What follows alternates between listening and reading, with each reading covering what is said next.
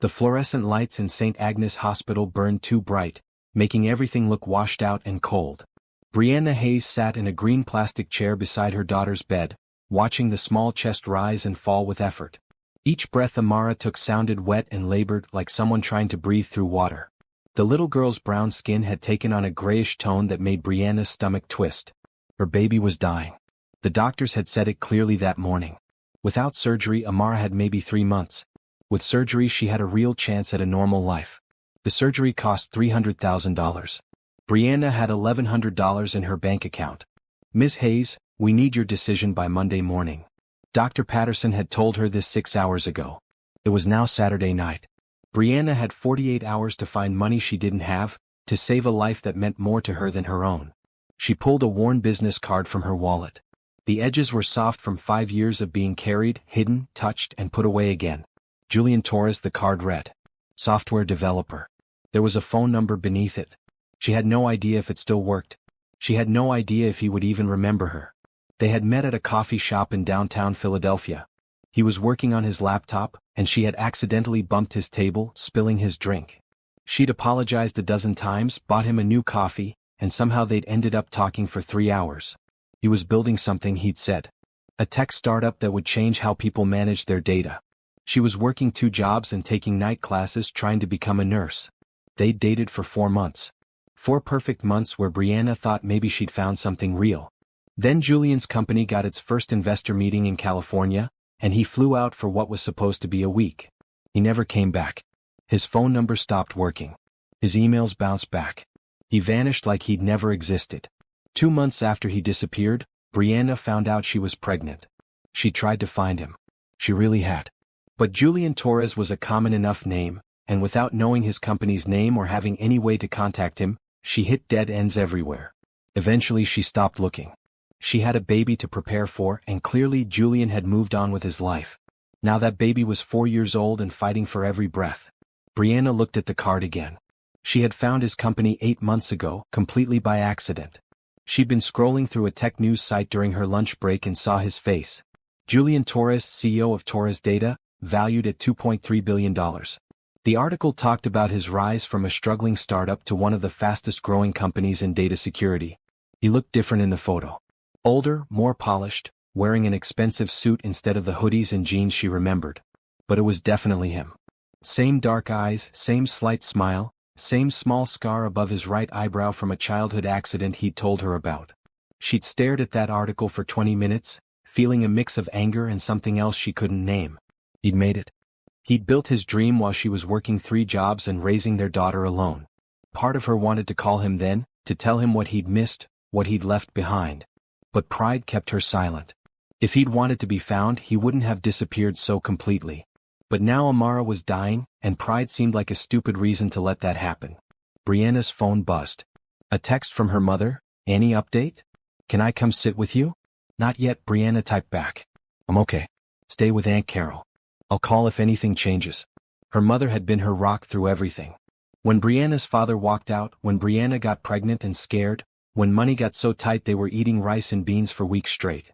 Her mother never judged, never made her feel small. But her mother was 68 and living on Social Security. She couldn't help with this. Nobody could help with this except the man whose number she'd kept for 5 years.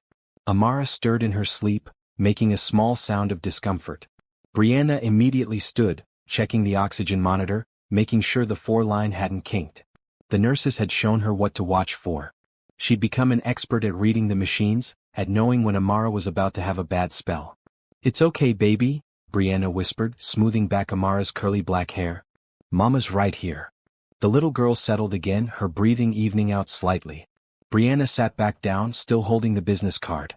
What would she even say? "I remember me? The girl you ghosted 5 years ago? Well, surprise, you have a daughter and she's dying and I need your money." It sounded terrible. It sounded like she was trying to trap him or scam him. But it was the truth. He was Amara's father, whether he knew it or not. Whether he wanted to be or not. Brianna thought about all the times she'd struggled alone. The night Amara was born and she had nobody in the delivery room except a nurse who held her hand. The first time Amara smiled and Brianna had nobody to share the moment with.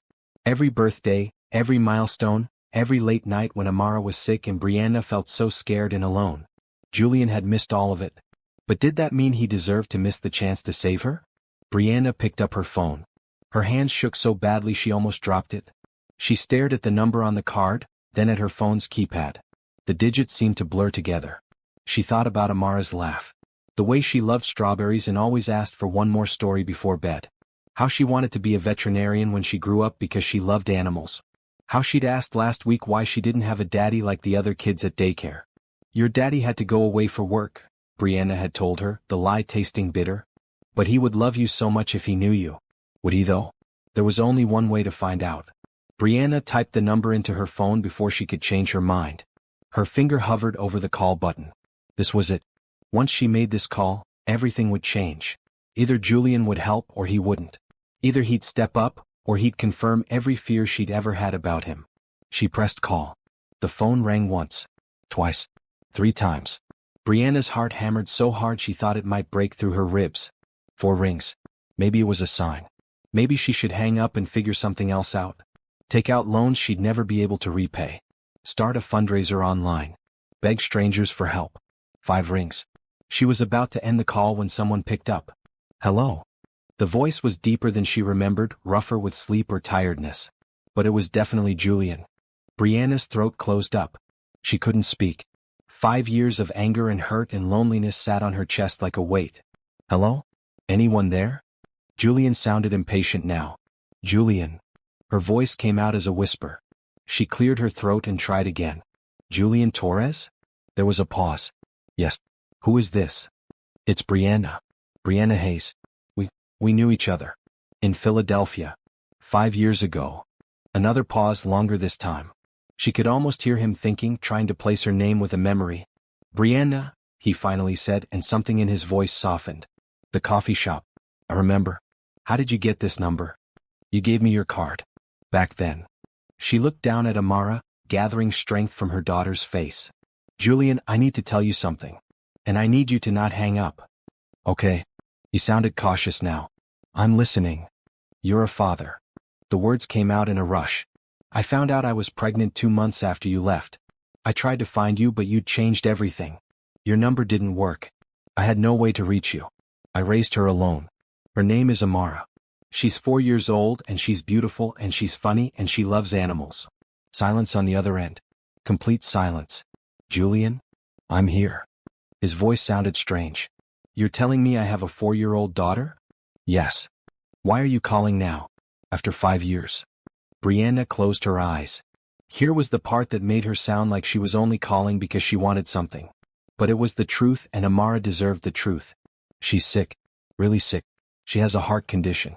Without surgery she has maybe 3 months. With surgery she has a real chance. But the surgery costs $300,000 and I don't have it. I've tried everything else. You're my last option. Her voice broke. I know how this sounds. I know you probably think I'm making this up or trying to get money from you. But I swear on everything that matters, she's yours and she's dying, and I don't know what else to do. Are you watching a child fight for her life while her mother makes an impossible choice?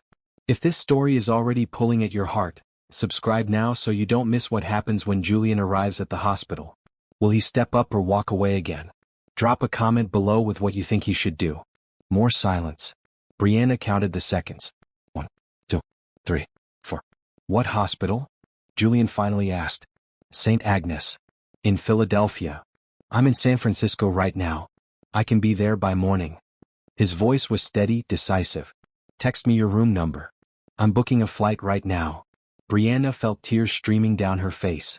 You believe me? Brianna, I was young and stupid and scared 5 years ago.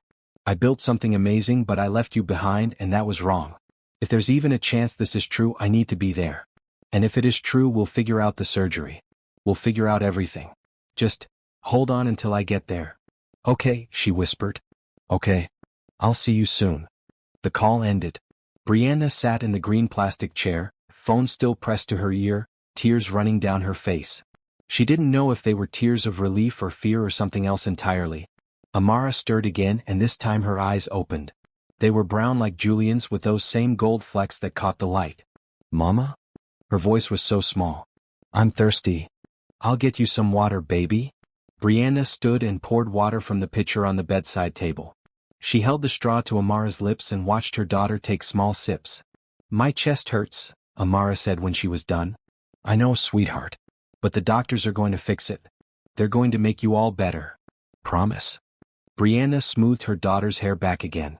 "Promise?" She didn't mention that Amara's father was on his way.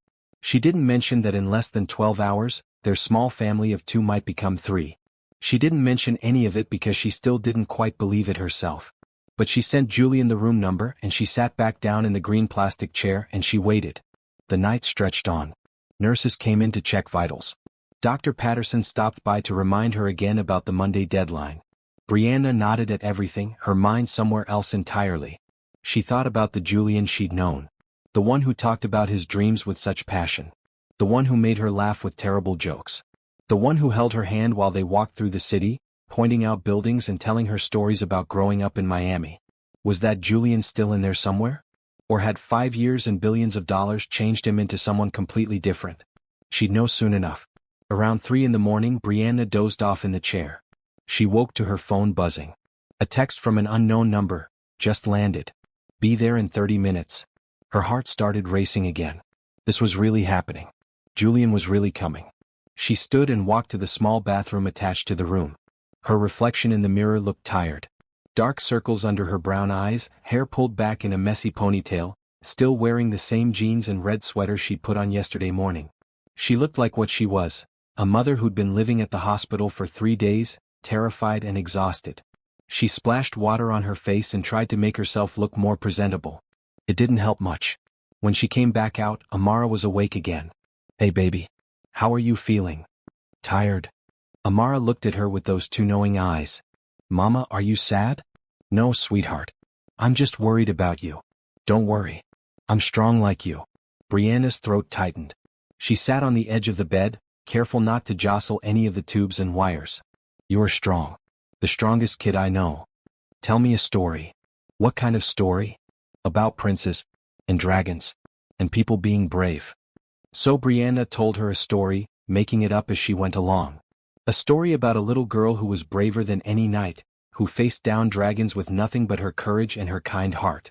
Amara's eyes started to droop before the story was finished. "Did she win?" Amara murmured, already half asleep. "She did. She always wins because she never gives up. Like me. Just like you." Amara drifted off again. Brianna sat there, holding her small hand, thinking about all the battles they'd already fought. Late-night fevers. Financial struggles. Loneliness that felt like drowning. But they'd made it through. Together. Now they just had to make it through this. Footsteps in the hallway made Brianna look up. A man appeared in the doorway, and even though she'd been expecting him, the sight still knocked the breath from her lungs. Julian Torres stood there in dark jeans and a blue button-down shirt, a small travel bag over his shoulder. He looked older, more tired, but fundamentally the same. He was staring at Amara with an expression Brianna couldn't quite read. "Hi," she said quietly. Julian's eyes moved from Amara to Brianna. "Hi." They looked at each other across the hospital room, 5 years of absence sitting between them like a living thing. "She's beautiful," Julian finally said. "She looks like you." Brianna finished. "Everyone says so. The eyes especially." Julian stepped into the room slowly, like he was afraid of disturbing something sacred. He set his bag down and moved closer to the bed. Can I sit?" "Of course." He pulled over another chair and sat down, his eyes never leaving Amara's face. "I have a daughter," he said almost to himself.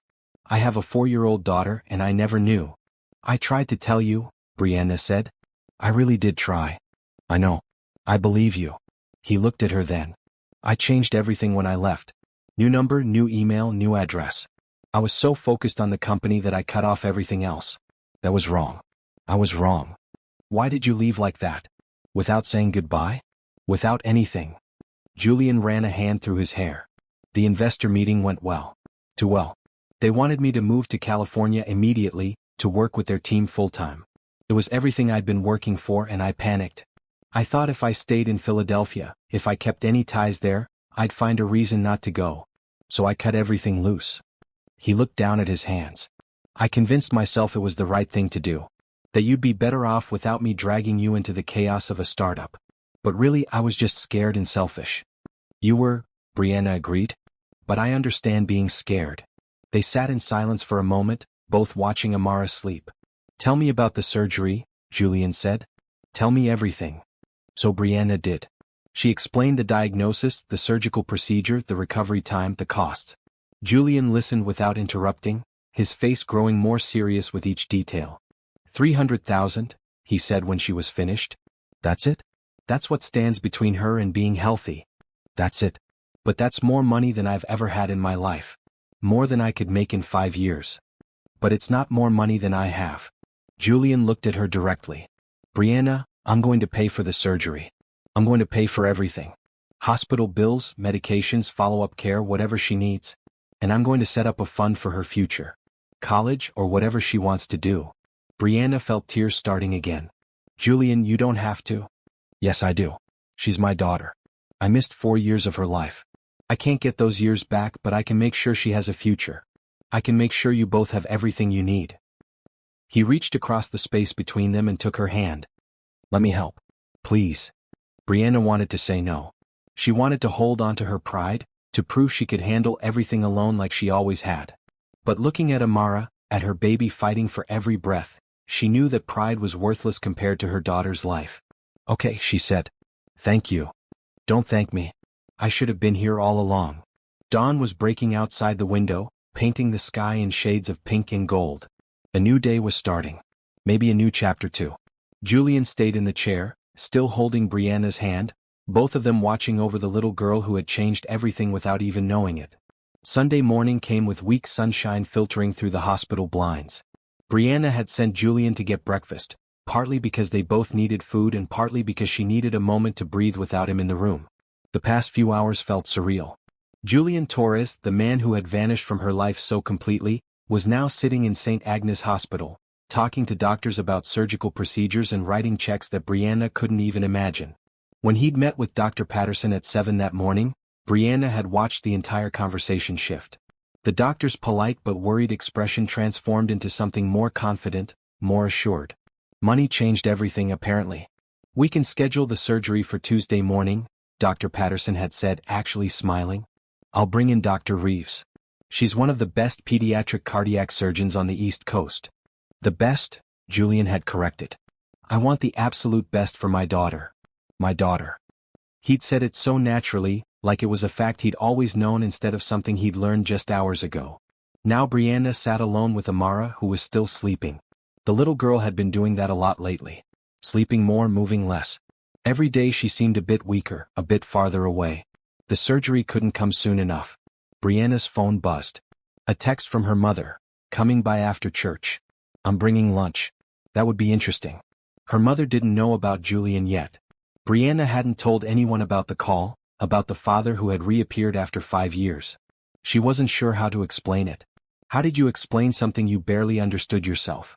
The door opened and Julian came back carrying coffee and a bag from the cafe downstairs. "Got you a latte and a muffin. I remember you liked blueberry." "You remember that?" Brianna took the coffee gratefully. "I remember a lot of things." Julian sat down and handed her the muffin. "I remember you studied better with background music. That you organized your notes by color. That you wanted to be a nurse because your grandmother was sick when you were little and the nurses were kind to you." Brianna felt something twist in her chest. "You paid attention." "Of course I did." Julian looked uncomfortable. "I know what I did makes it seem like I didn't care. But I did. I cared a lot. That was part of the problem." "How is caring a problem?" Julian took a sip of his coffee before answering. "I grew up poor. Really poor. My mom worked 3 jobs just to keep us in a 1-bedroom apartment. I watched her kill herself trying to give me opportunities, and I swore I'd make something of myself.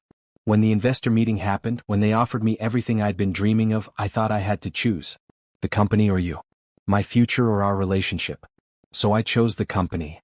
"You could have talked to me," Brianna said quietly. "You could have told me what was happening instead of just disappearing." "I know.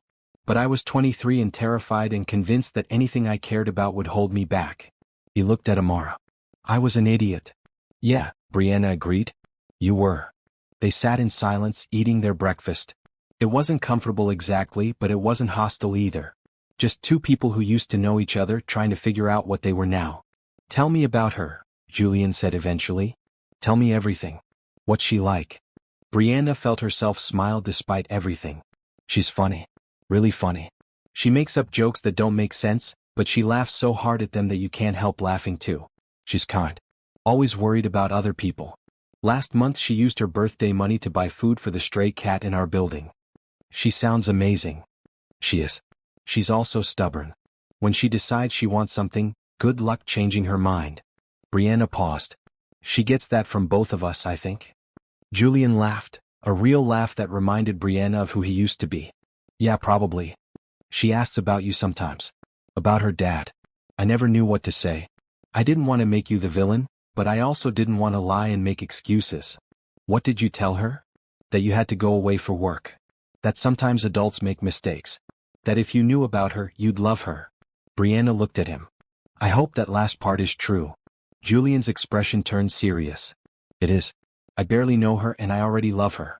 How could I not? Amara stirred then, her eyes fluttering open. She looked confused for a moment before focusing on her mother. Hi, baby, Brianna said gently.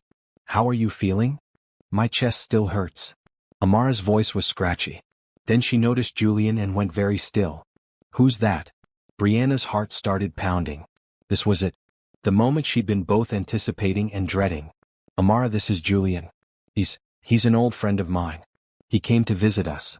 Julian moved his chair a bit closer but kept his distance, not wanting to overwhelm her. Hi, Amara. Your mom told me you like animals. Amara studied him with those serious brown eyes. I do. I want to be a vet when I grow up. So I can help sick animals get better. That's really cool. I bet you'd be great at that. Are you going to stay? Amara asked, direct as always. Julian glanced at Brianna before answering. Yeah. I'm going to stay for a while. Is that okay? Amara considered this. Okay. But you have to tell me a story. Mama always tells me stories, but she's tired. I'd love to tell you a story. What kind do you like? About dragons and brave people. So Julian told her a story. He made it up as he went, about a clever girl who befriended a dragon everyone else was afraid of. Brianna watched them together, seeing the similarities she'd always noticed. The way they both tilted their heads when they were thinking. The exact same smile. The gold flecks in their brown eyes that caught the light. Amara fell asleep again before the story was finished, worn out from even that small interaction. She really is mine, Julian said softly, almost wonderingly. Yes. I missed so much. You did, Brianna agreed. But you're here now. That matters. Julian looked at her. I'm not going anywhere this time. I want to be clear about that. I'm staying. I'm going to be part of her life. Part of both your lives if you'll let me. Let's start with getting her through the surgery, Brianna said. Then we can figure out the rest. The door opened and a nurse came in, followed by a woman in a white coat. The woman was in her 50s with gray-streaked hair and a confident presence. Miss Hayes? I'm Dr. Reeves. Dr. Patterson asked me to come evaluate Amara for surgery. Julian stood immediately. Thank you for coming so quickly. Dr. Reeves looked between them. You must be the father. Dr. Patterson mentioned you'd be covering the costs. Yes. Whatever she needs. Good. Dr. Reeves moved to Amara's bedside and began a gentle examination. She listened to her heart, checked her breathing, reviewed the monitors. Amara barely stirred. After 10 minutes, Dr. Reeves straightened up. The diagnosis is accurate. Tetralogy of Fallot, severe. She needs surgical repair as soon as possible. I can do it Tuesday morning if we can get the surgical suite. Get the surgical suite, Julian said immediately. Mr. Torres, this is a complex procedure. There are risks. What happens if we don't do it? Heart failure. Probably within 3 months. Then we do it. Whatever the risks, they're better than the alternative. Dr. Reeves nodded. I'll make the arrangements. We'll need you both to sign consent forms. Brianna, I'll have someone go over the procedure with you in detail. Make sure you understand everything. Thank you, Brianna said. After Dr. Reeves left, Brianna felt the weight of the decision settling over her. Tuesday. 2 days away. Her baby would be in surgery, cut open, her tiny heart repaired by skilled hands and advanced technology. It was terrifying and hopeful at the same time. She's going to be okay, Julian said like he could read her thoughts. Dr. Reeves is one of the best. I researched her while you were talking. She has a 97% success rate with this surgery. And the other 3%? Don't think about that. Think about the 97. Brianna's mother arrived at noon with containers of food and questions in her eyes when she saw Julian. "Mama, this is Julian Torres," Brianna said carefully. "He's Amara's father." Her mother's eyes went wide. She looked at Julian, then at Brianna, then back at Julian. "The one who left?" "Yes, ma'am," Julian said, standing. "The one who left and who deeply regrets it." "Mama, he's paying for the surgery," Brianna added. "It's happening Tuesday." Her mother processed this information slowly. Then she set down the food containers and pulled Julian into an unexpected hug. "Thank you," she said fiercely. "Thank you for coming back. Thank you for helping my grandbaby." Julian looked surprised but hugged her back. "Of course. She's my daughter." "She is. And don't you forget it again." "I won't, ma'am. I promise." They ate lunch together, the four of them. Well, three of them ate while Amara slept. Julian and Brianna's mother talked, awkward at first but gradually warming. Julian asked about Brianna's childhood, about her family, about the years he'd missed. Her mother answered honestly, not hiding the struggles but not dwelling on them either. "She worked so hard," her mother said, looking at Brianna with pride. "3 jobs, taking care of a baby, still trying to finish school. I've never seen someone so determined." "She was always determined," Julian said. "Even when I knew her before." "Before you left," her mother corrected, not unkindly but firmly.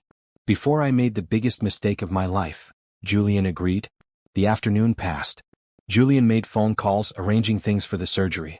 Brianna dozed in her chair, exhausted from days of stress. Her mother sat by Amara's bedside, humming old gospel songs quietly. When evening came, Julian walked Brianna's mother to her car. "Are you really staying?" her mother asked him at the door. "Yes, ma'am." "Good. Because that little girl deserves a father, and my daughter deserves someone who won't run when things get hard." "I'm not running," Julian said. "Not this time. Not ever again." When he came back to the room, Brianna was awake. Amara was too, eating jello from a small cup. "Mama says I'm getting surgery," Amara said to Julian. "To fix my heart." "That's right," Julian told her. "The doctors are going to make you feel so much better." "Will it hurt?" Julian looked at Brianna, unsure how to answer. She stepped in. "You'll be asleep the whole time, baby. And when you wake up, we'll be right there. Me and Julian both. Promise?" "Promise," they said together. That night, after Amara fell asleep again, Julian left to check into a hotel. But he was back by 8 the next morning with coffee and breakfast, ready to face another day of waiting. Monday passed slowly. More doctors came to examine Amara and explain the procedure. Forms were signed. Risks were acknowledged. Brianna felt like she was signing her daughter's life over to strangers, even though logically she knew they were the only ones who could save her. Julian stayed the entire time, asking questions, taking notes, making sure everything was perfect. He changed, Brianna realized. He was still the Julian she remembered, but older, more careful, more thoughtful. The scared young man who'd run away had become someone who stayed and faced things head-on. Monday night, with surgery scheduled for 7 the next morning, they sat together in the dark hospital room. Amara was sleeping, her monitors beeping steadily. "I'm scared," Brianna admitted quietly. "Me too," Julian said. "But she's strong. Like you." "How do you know I'm strong?" "You barely know me anymore." "I know you raised a beautiful, kind, funny little girl by yourself while working 3 jobs. I know you kept going even when I left you alone. I know you swallowed your pride to call me because your daughter needed help." He looked at her in the dim light. "That's the definition of strong." Brianna felt tears sliding down her face. "I'm glad you came. I'm glad you believed me. I'm glad you called. Even though it must have been hard." They sat in silence, both of them thinking about the next day, about the surgery, about all the ways their lives had changed in just 2 days. "Whatever happens tomorrow," Julian said, "we face it together." "Okay. Okay," Brianna agreed. And for the first time in 5 years, she didn't feel completely alone. Tuesday morning arrived too quickly and too slowly at the same time. Brianna had barely slept, just dozed in the uncomfortable chair while listening to Amara's breathing. At 5 in the morning, nurses came in to prep Amara for surgery. The little girl was groggy and confused. "Mama? What's happening?" "Remember, baby? Today the doctors are going to fix your heart. Make it all better so you can run and play without getting tired." "I don't want to," Amara said, suddenly scared. "I want to stay here with you. I'll be right here when you wake up. I promise." Julian had arrived at 4:30, looking like he hadn't slept either. He stood back while the nurses worked, but Amara noticed him. "Julian?" Her voice was small. He came closer. Hey kiddo. How are you doing? Scared. That's okay. Being brave doesn't mean you're not scared. It means you're scared and you do it anyway. Will you stay with Mama? So she's not alone? Julian's expression softened. Absolutely. I'll take good care of her. Okay. Amara seemed satisfied with this. At 6:30 they wheeled Amara toward the surgical wing. Brianna and Julian walked alongside the gurney as far as they were allowed. At the doors to the surgical suite they had to stop. Brianna leaned over and kissed her daughter's forehead. I love you so much, baby. You're going to do great. Love you, Mama. Julian touched Amara's hand gently. See you soon, Amara. Then the doors swung shut and their daughter was gone. Brianna stood frozen, staring at the closed doors. Her baby was on the other side, about to be cut open, her heart exposed and repaired by strangers. The rational part of Brianna's brain knew this was necessary, that Dr. Reeves was skilled, that everything would be fine. But the mother part of her brain was screaming. Come on, Julian said gently, taking her elbow. Let's go to the waiting room. The surgical waiting room was painted in calming blues and greens with comfortable chairs and magazines nobody ever read. 3 other families were already there, all of them wearing the same expression of tense worry. Brianna sat down and Julian sat beside her. For a long time neither of them spoke. Tell me about when she was born, Julian finally said. Tell me about that day. Brianna looked at him, surprised. Why? Because I missed it. Because I want to know. He paused. If it's too hard to talk about, I understand. But I'd like to hear. So Brianna told him. About going into labor 3 weeks early, about being terrified and alone in the hospital. About the pain being worse than she'd imagined, about the moment when they placed a tiny screaming baby on her chest. She had all this hair, Brianna said, smiling at the memory. The nurses couldn't believe it. Most newborns are bald, but Amara had a full head of curly black hair. And when she opened her eyes and looked at me, I knew we were going to be okay. Just the 2 of us. What was it like? That first year? Exhausting. Beautiful. Terrifying. I had no idea what I was doing. My mom helped, but she was working too. I remember coming home from the hospital with this tiny person and thinking, what now? Nobody tells you how to actually do this. But you figured it out. Eventually. There were nights when Amara wouldn't stop crying and I cried right along with her. Times when I was so tired I felt like I was going to collapse. But then she'd smile at me or make this little cooing sound and it all felt worth it. Julian listened intently, taking in every detail. Brianna found herself talking more freely than she'd expected, telling him about Amara's first word, Mama, her first steps at 11 months, her first day of daycare, tears from both of them. She's always been curious, Brianna said. Always asking questions about everything. Why is the sky blue? Where do birds go at night? What makes thunder? I spent so much time on Google looking up answers. What about her health? When did you notice something was wrong? Brianna's smile faded. She was always a bit more tired than other kids. I thought it was normal, just her personality. But about 6 months ago, she started turning blue around her lips after playing. Her pediatrician ordered tests, and that's when we found out about her heart.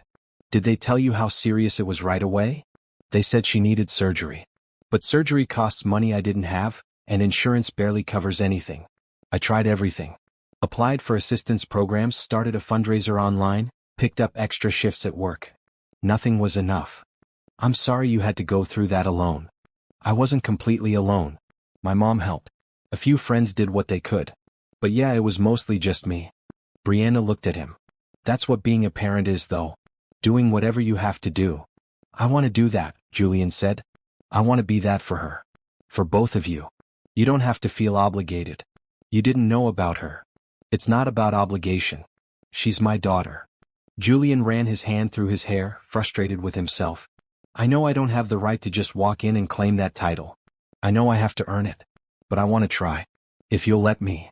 Before Brianna could answer, a nurse came out. Hayes family? They both stood up quickly. The surgery has started, the nurse said. Dr. Reeves wanted you to know everything is going well so far. It will be about 4 to 6 hours total. Thank you, Brianna managed to say. The nurse left and they sat back down. 4 to 6 hours. That was how long Brianna's daughter would be in surgery. How long she would have to sit here and wait and hope and pray. Her phone buzzed. Her mother, praying for our girl. Let me know as soon as there's news. Brianna responded, will do. Surgery just started. More messages came in. Friends from work, neighbors, people from their building. News of Amara's surgery had spread, and everyone was sending support. It was overwhelming and comforting at the same time. You have a lot of people who care about you, Julian observed. Yeah. I'm lucky that way. Brianna put her phone down. What about you? What's your life like in California? Julian shifted in his seat. Busy. Really busy. The company took off faster than I expected. We went from 5 employees to 500 in 3 years. That's amazing. It is. It's also kind of isolating. When you're the CEO, everyone treats you differently. You can't really have friends at work because you're everyone's boss. And outside of work, people either want something from you or they're intimidated by you. So you're lonely. Yeah, Julian admitted. I am. I threw myself into building the company because I convinced myself that success would be enough. That if I just worked hard enough, made enough money, proved myself enough, I'd be happy. But happiness doesn't really work like that. No, it doesn't. They sat in silence for a while. Other families came and went, called back for updates. Brianna watched the clock. An hour passed then too. I need to tell you something, Julian said suddenly. About why I really left. Brianna looked at him. Okay. I told you I was scared and focused on the company. That's true. But there was more to it. He took a breath. My father left when I was 5. Just walked out one day and never came back. I watched my mom struggle, watched her blame herself, watched her work herself to the bone trying to make up for him being gone. I'm sorry. I swore I'd never be like him. But when the investor meeting went well, when they offered me everything I'd been working for, I panicked. What if I failed? What if the company crashed and I ended up back where I started, broke and useless? What if I let you down the same way my father let us down? So you left first, Brianna said, understanding. Before you could fail. Yeah. I convinced myself I was being smart, being practical. But really I was being a coward. I was doing exactly what my father did, just with better excuses. Did you ever think about me? After you left. All the time. I almost called you so many times, but I was ashamed. How do you explain to someone that you ghosted them because you were scared? And the longer I waited, the harder it got. Eventually, I convinced myself you were better off without me. I wasn't, Brianna said quietly. Better off, I mean. It was really hard. I know. I'm so sorry, Brianna. For leaving, for disappearing, for missing everything. I can't undo any of that. But I'm here now and I'm not going anywhere. Brianna wanted to believe him. Part of her did believe him. But another part, the part that had been hurt and abandoned, was cautious. Let's just focus on Amara right now, she said. The rest we can figure out later. 3 hours into the surgery, Dr. Reeves came out to give them an update. Everything is going well. We're about halfway through. Amara's heart is responding beautifully to the repair. Thank you, Brianna said, feeling weak with relief. After the doctor left, Julian bought them both terrible vending machine coffee and stale sandwiches. They ate without tasting anything, just needing something to do. Tell me more about her, Julian said. What makes her laugh? What's she afraid of? What does she dream about? So Brianna told him everything she could think of. Amara loved strawberries but hated bananas. She was afraid of thunderstorms but loved rain. She wanted a puppy more than anything but understood they couldn't afford one. She loved to draw, usually pictures of animals with wildly inaccurate colors and proportions. She sang constantly, making up her own songs about whatever she was doing. She sounds perfect, Julian said. She is. Even when she's being stubborn or throwing a tantrum over not getting dessert. She's perfect. 4 hours. 5 hours. Brianna felt like she was going to vibrate out of her skin from stress. Julian kept her talking, asking about Amara, about Brianna's life, about anything and everything. Finally, after 5.5 hours, Dr. Reeves came out still in her surgical scrubs. Brianna stood up so fast she nearly fell over. How is she? Dr. Reeves smiled. The surgery was a complete success. We repaired all 4 defects and her heart is functioning beautifully. She's in recovery now. Brianna burst into tears. Julian caught her as her knees buckled, holding her up. She's okay, he kept saying. She's okay. When can we see her? Brianna asked when she could speak again.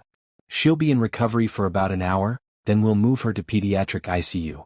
You can see her then.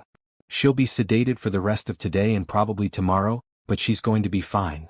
After Dr. Reeves left, Brianna sank back into her chair, shaking. Julian sat beside her, his arm around her shoulders. Our daughter is going to be okay, he said softly. Our daughter. Brianna heard it this time, really heard it. Not my daughter or your daughter. Ours. Yeah, she whispered. She is. They sat there together, two people brought back together by love for a little girl neither of them was willing to lose. The pediatric ICU was quieter than Brianna expected. Dim lighting, hushed voices, and the steady beep of monitors created an atmosphere that was both peaceful and unsettling. A nurse led them to Amara's room, warning them before they entered. She looks worse than she is, the nurse said kindly. The tubes and machines are scary but they're helping her heal. Talk to her. Even though she's sedated, hearing familiar voices helps. When Brianna saw her daughter in the ICU bed, she had to grab the doorframe to steady herself. Amara looked so tiny surrounded by all the equipment. A breathing tube down her throat, for lines in both arms, monitors taped to her chest, drainage tubes coming out from under the bandages. Oh baby, Brianna whispered, moving to the bedside. Julian stood back, his face pale. She's breathing okay? Her heart is working. Her vitals are strong, the nurse assured him. The breathing tube will come out tomorrow if she continues doing this well. The chest tubes in a few days. Everything you're seeing is normal for this type of surgery. The nurse left them alone.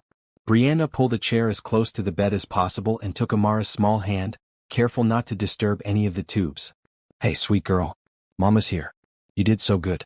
The surgery is all done and you're going to feel so much better when you wake up. Her voice broke. I'm so proud of you. Julian moved closer, standing on the other side of the bed. He reached out, then pulled his hand back, uncertain. You can touch her, Brianna said. She's stronger than she looks. Julian gently placed his hand on Amara's head, his fingers barely touching her curls. Hey kiddo. You're the bravest person I know.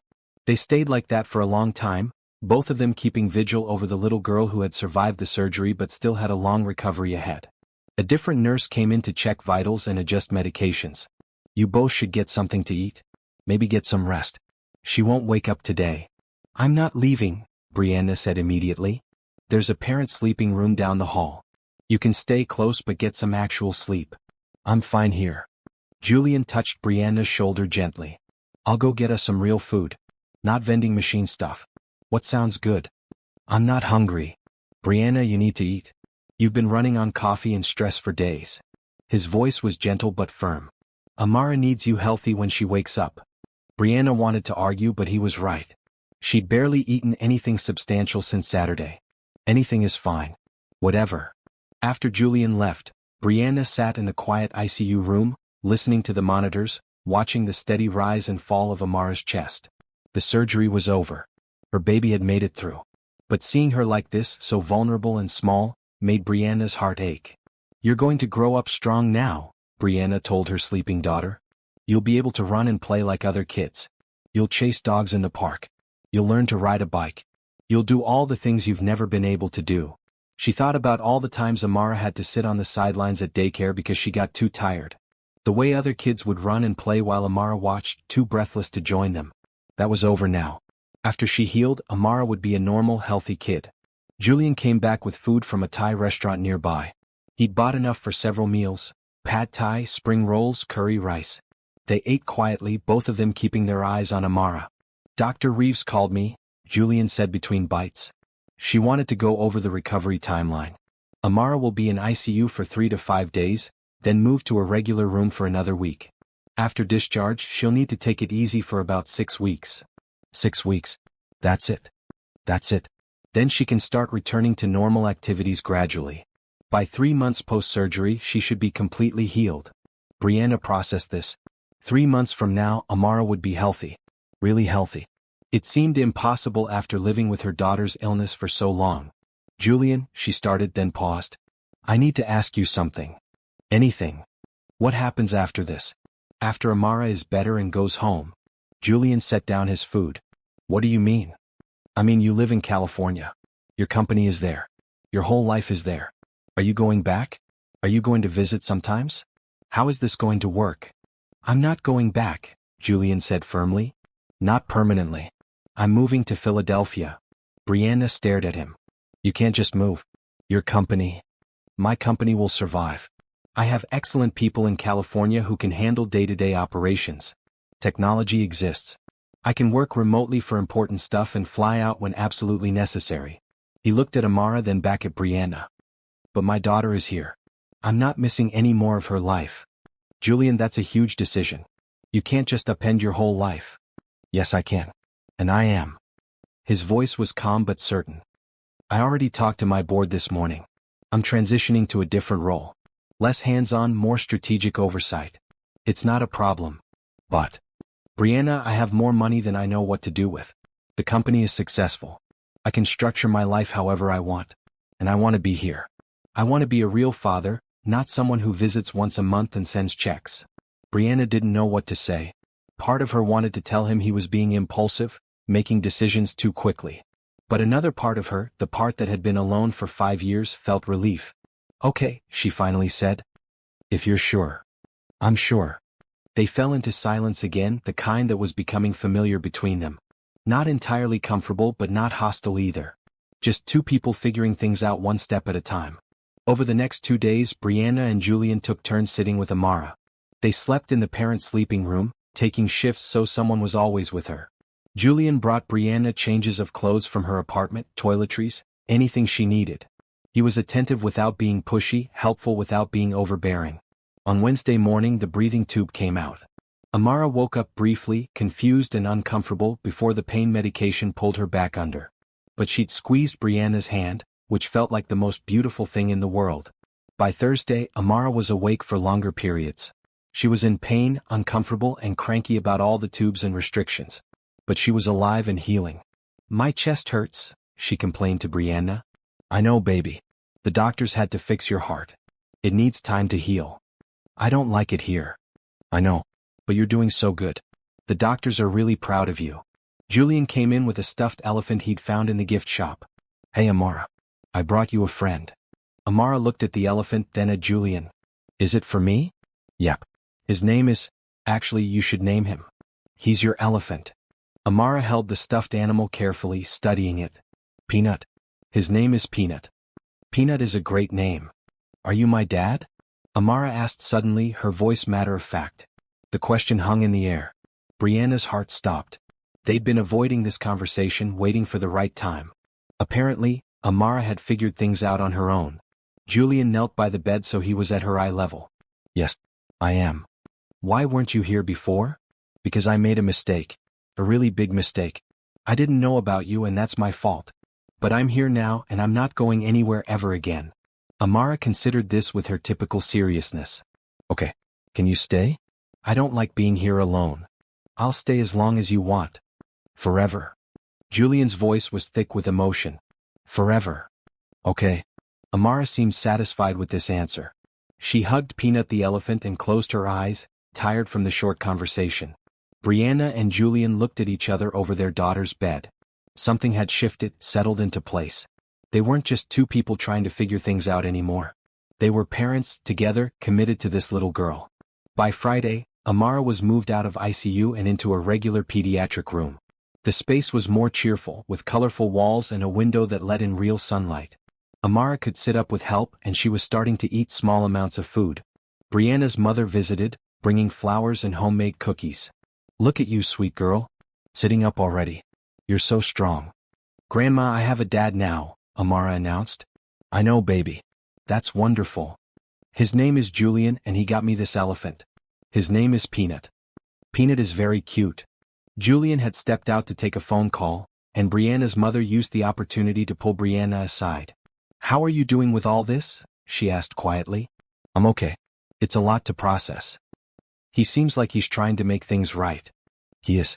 I just don't know what to think about everything. 5 years, Mama. He was gone for 5 years and now he's back and it's like he never left. Except it's not, because he did leave. People make mistakes, baby. What matters is what they do after. What if he leaves again? What if Amara gets attached and he decides this is too hard? Then we deal with it. But I don't think he's going anywhere. I've seen the way he looks at her. That man is in love with his daughter. Brianna knew her mother was right. She'd seen it too. The way Julian's entire face softened when Amara looked at him. The way he jumped to fulfill her smallest request. The way he'd rearranged his entire life without hesitation. What about you? Her mother asked. How do you feel about him? I don't know. I'm grateful. I'm confused. I'm angry about the past but hopeful about the future. It's complicated. Love usually is. I didn't say anything about love. Her mother just smiled. You didn't have to. Over the weekend, Amara continued to improve. The drainage tubes came out. She was eating more, moving more, complaining more. All signs of healing. Julian brought games and books to keep her entertained. He read to her for hours, doing funny voices for different characters that made Amara giggle. He helped her walk the hallway with her 4-pole, celebrating each small distance like it was a marathon. Brianna watched it all, feeling her carefully built walls starting to crack. It would be easier if Julian was doing this out of obligation or guilt. But he wasn't. He genuinely loved Amara. You could see it in everything he did. Sunday night, after Amara had fallen asleep, Julian and Brianna sat in the chairs by her bed. I've been thinking, Julian said. About everything. About the future. Okay. I want to help you. Not just with medical bills but with everything. I want to set up a college fund for Amara. I want to make sure you both have everything you need. Brianna stiffened. Julian, I don't need your money. It's not about need. It's about being fair. I missed 5 years of child support. 5 years of expenses and struggles you handled alone. Let me make that right. I don't want to be a charity case. You're not. You're the mother of my child. We're family. He paused. Unless you don't want to be. Unless you want me to just be Amara's dad and nothing more to you. I don't know what I want, Brianna admitted. This is all happening so fast. A week ago I thought I'd never see you again. Now you're talking about moving here and setting up college funds and being family. Too fast. Maybe. I don't know. She looked at him. I need time to figure out how I feel about everything. That's fair.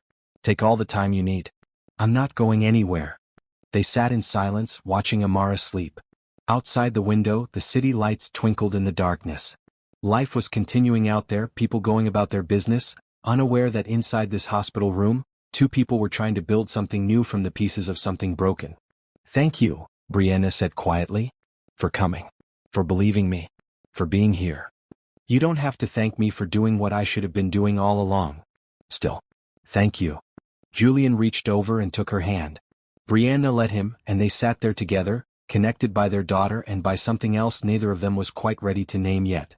10 days after surgery, Dr. Reeves cleared Amara to go home. Not to Brianna's cramped studio apartment with a broken elevator and drafty windows, but to a furnished apartment Julian had rented in a building 3 blocks from the hospital. Just until she's fully recovered, Julian explained when he showed Brianna the lease. It's month to month. 2 bedrooms, elevator, close to everything. You can move out whenever you want. Brianna had wanted to argue on principle. She didn't need Julian to solve all her problems. But looking at the apartment with its clean floors, working heat and actual space for Amara to recover comfortably, she swallowed her pride. Thank you, she said. Really? This is perfect. They brought Amara home on a Tuesday afternoon.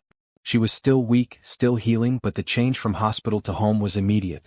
The little girl perked up when she saw the new apartment, especially the bedroom that Julian had furnished with a soft blue bed, shelves for books and toys, and a window overlooking a small park. Is this mine?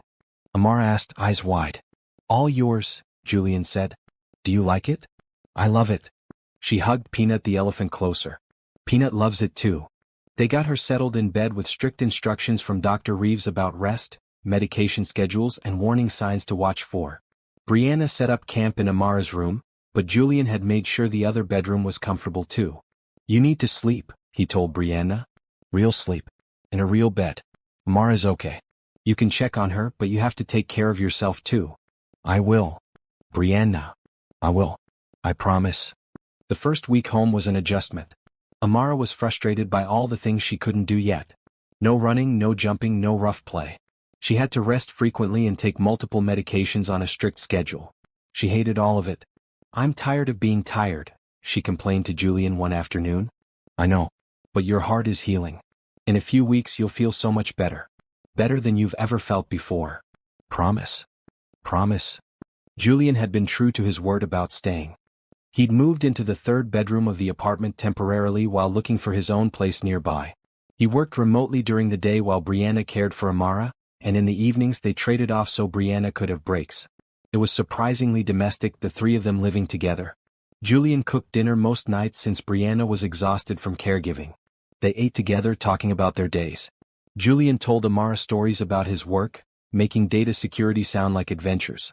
Amara told them about the shows she'd watched and the drawings she'd made. Brianna watched it all, still not quite believing this was her life now. 2 weeks after coming home, Amara had a follow-up appointment with Dr. Reeves. The news was excellent. Her heart was healing perfectly. The incision was closing well. She could start gradually increasing her activity level. By 6 weeks post-op she can return to daycare, Dr. Reeves said. By 3 months she can do everything a normal kid does. Can I get a puppy then? Amara asked immediately. Dr. Reeves laughed.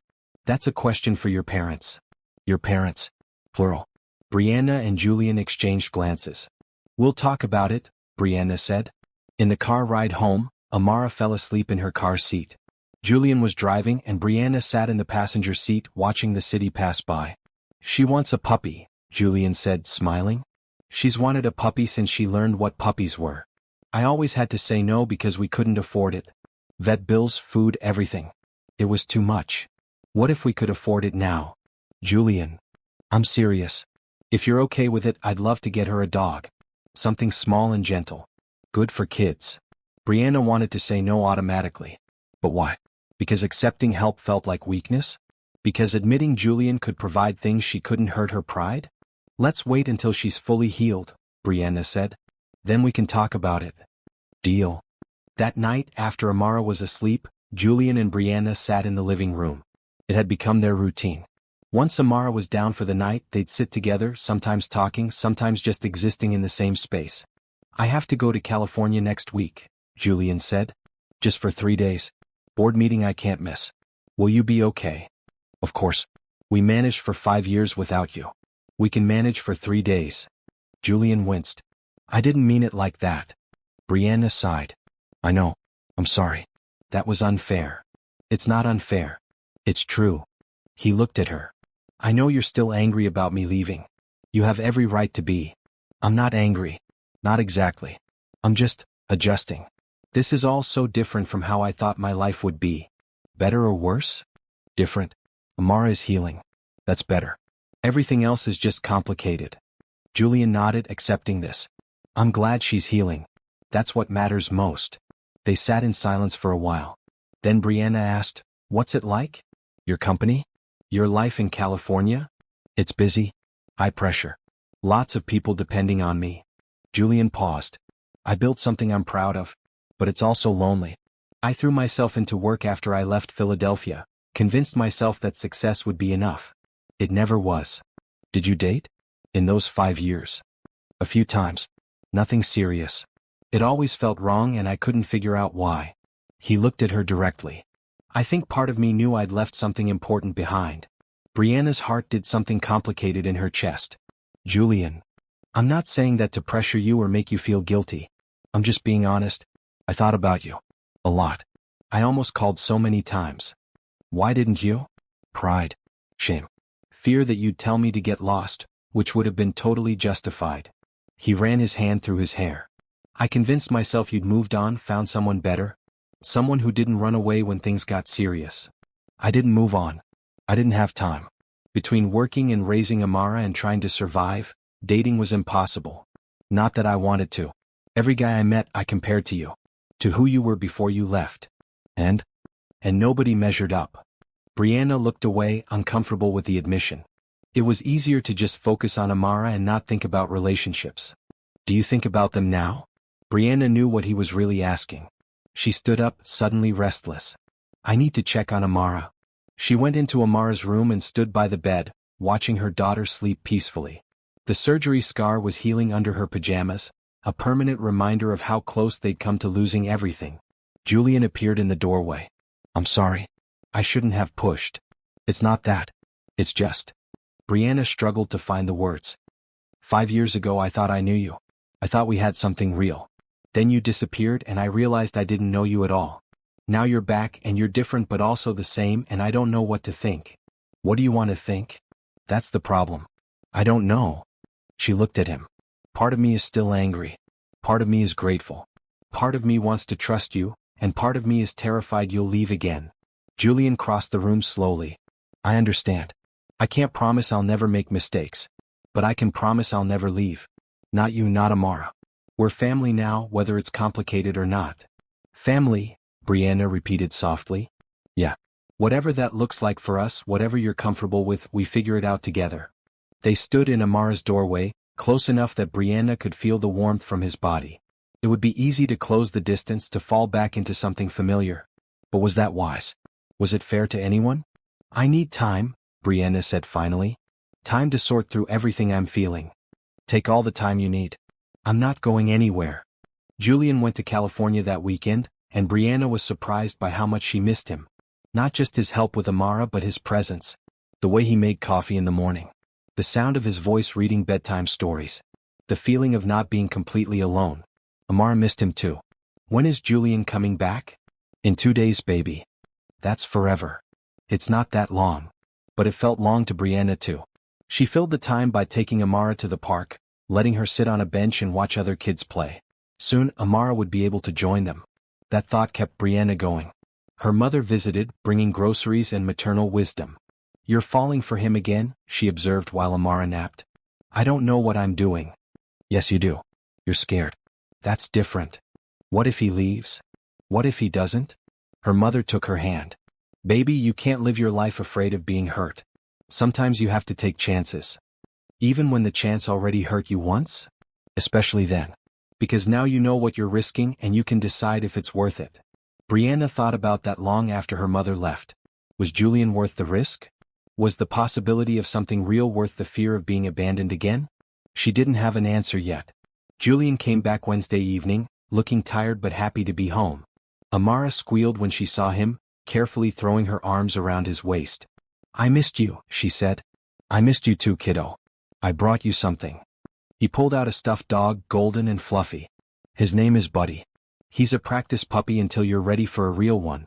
Amara clutched the stuffed dog with delight. Thank you, Julian. Thank you, Dad. Everything stopped. Julian's eyes went wide. Brianna's breath caught. Say that again? Julian's voice was thick. Thank you, Dad. Amara looked between them, confused by their reactions. Is that okay?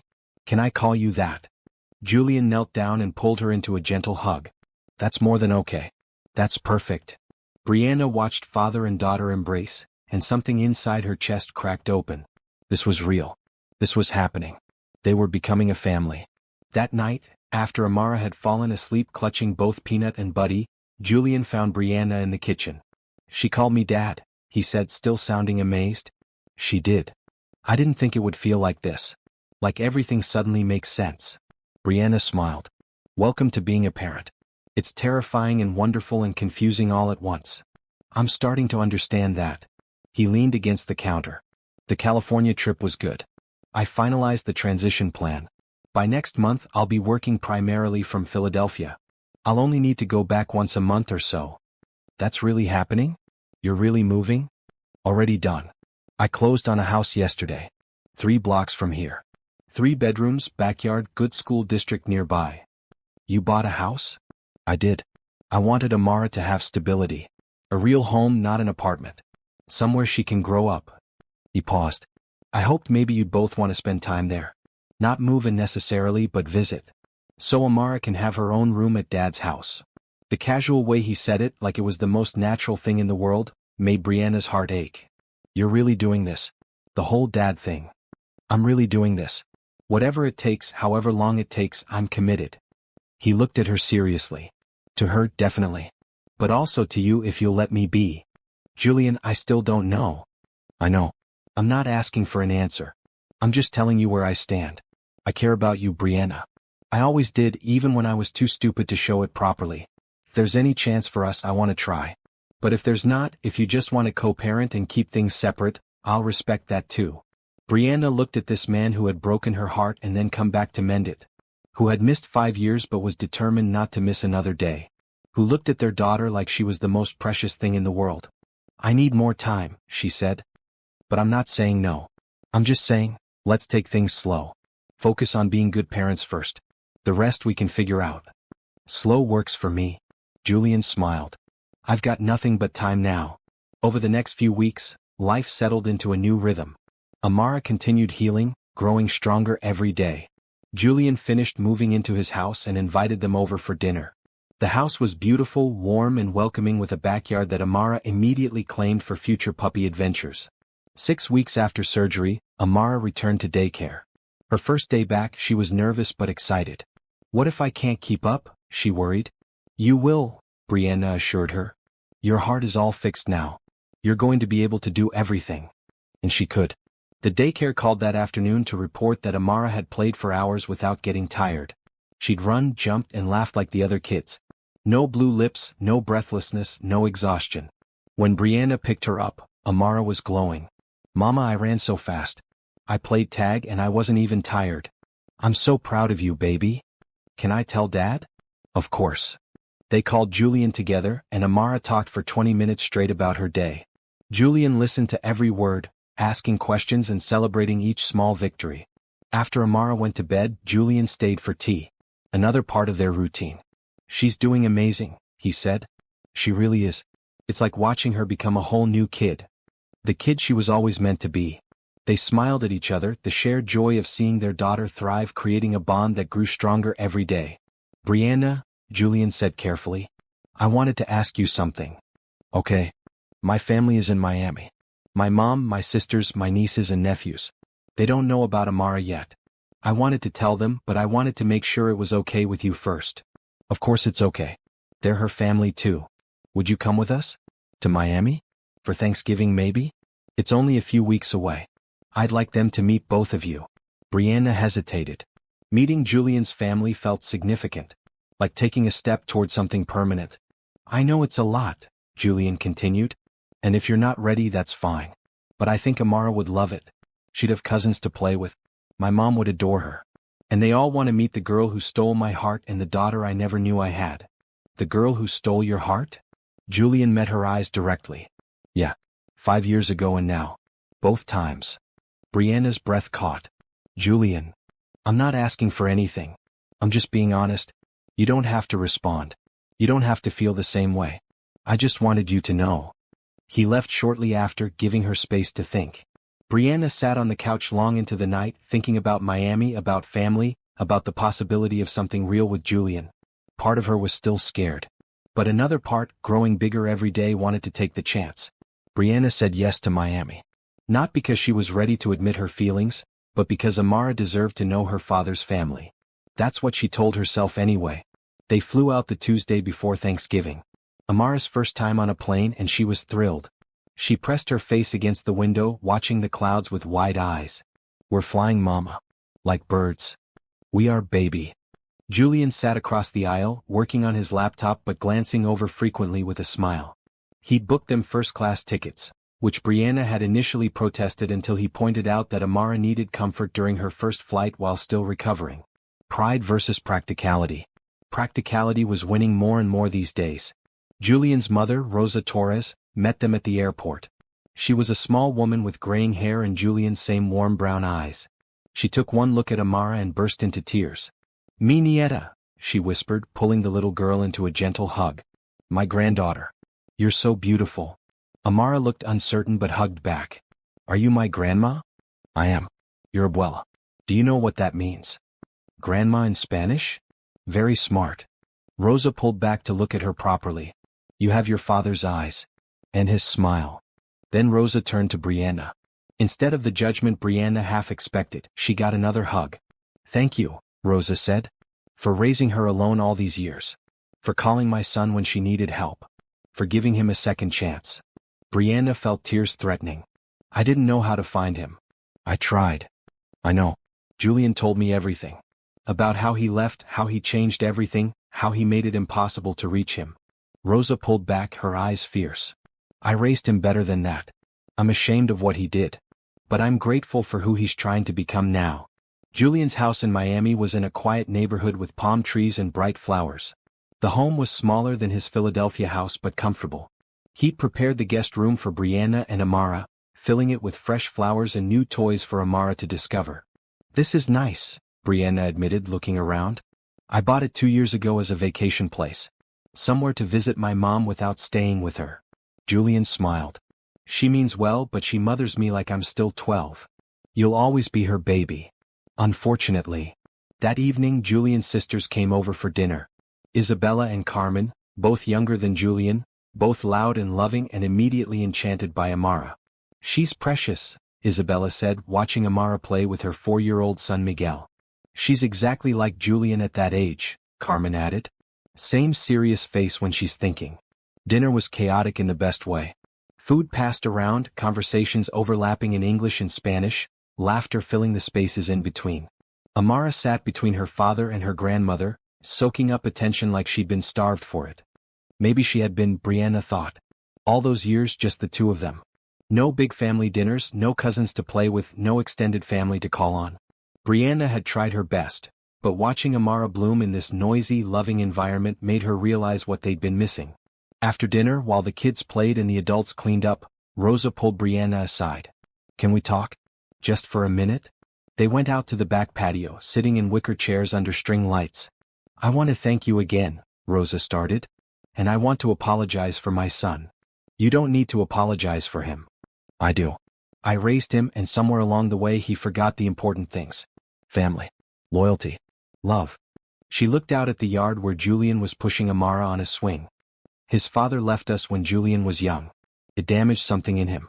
Made him afraid to depend on anyone or let anyone depend on him.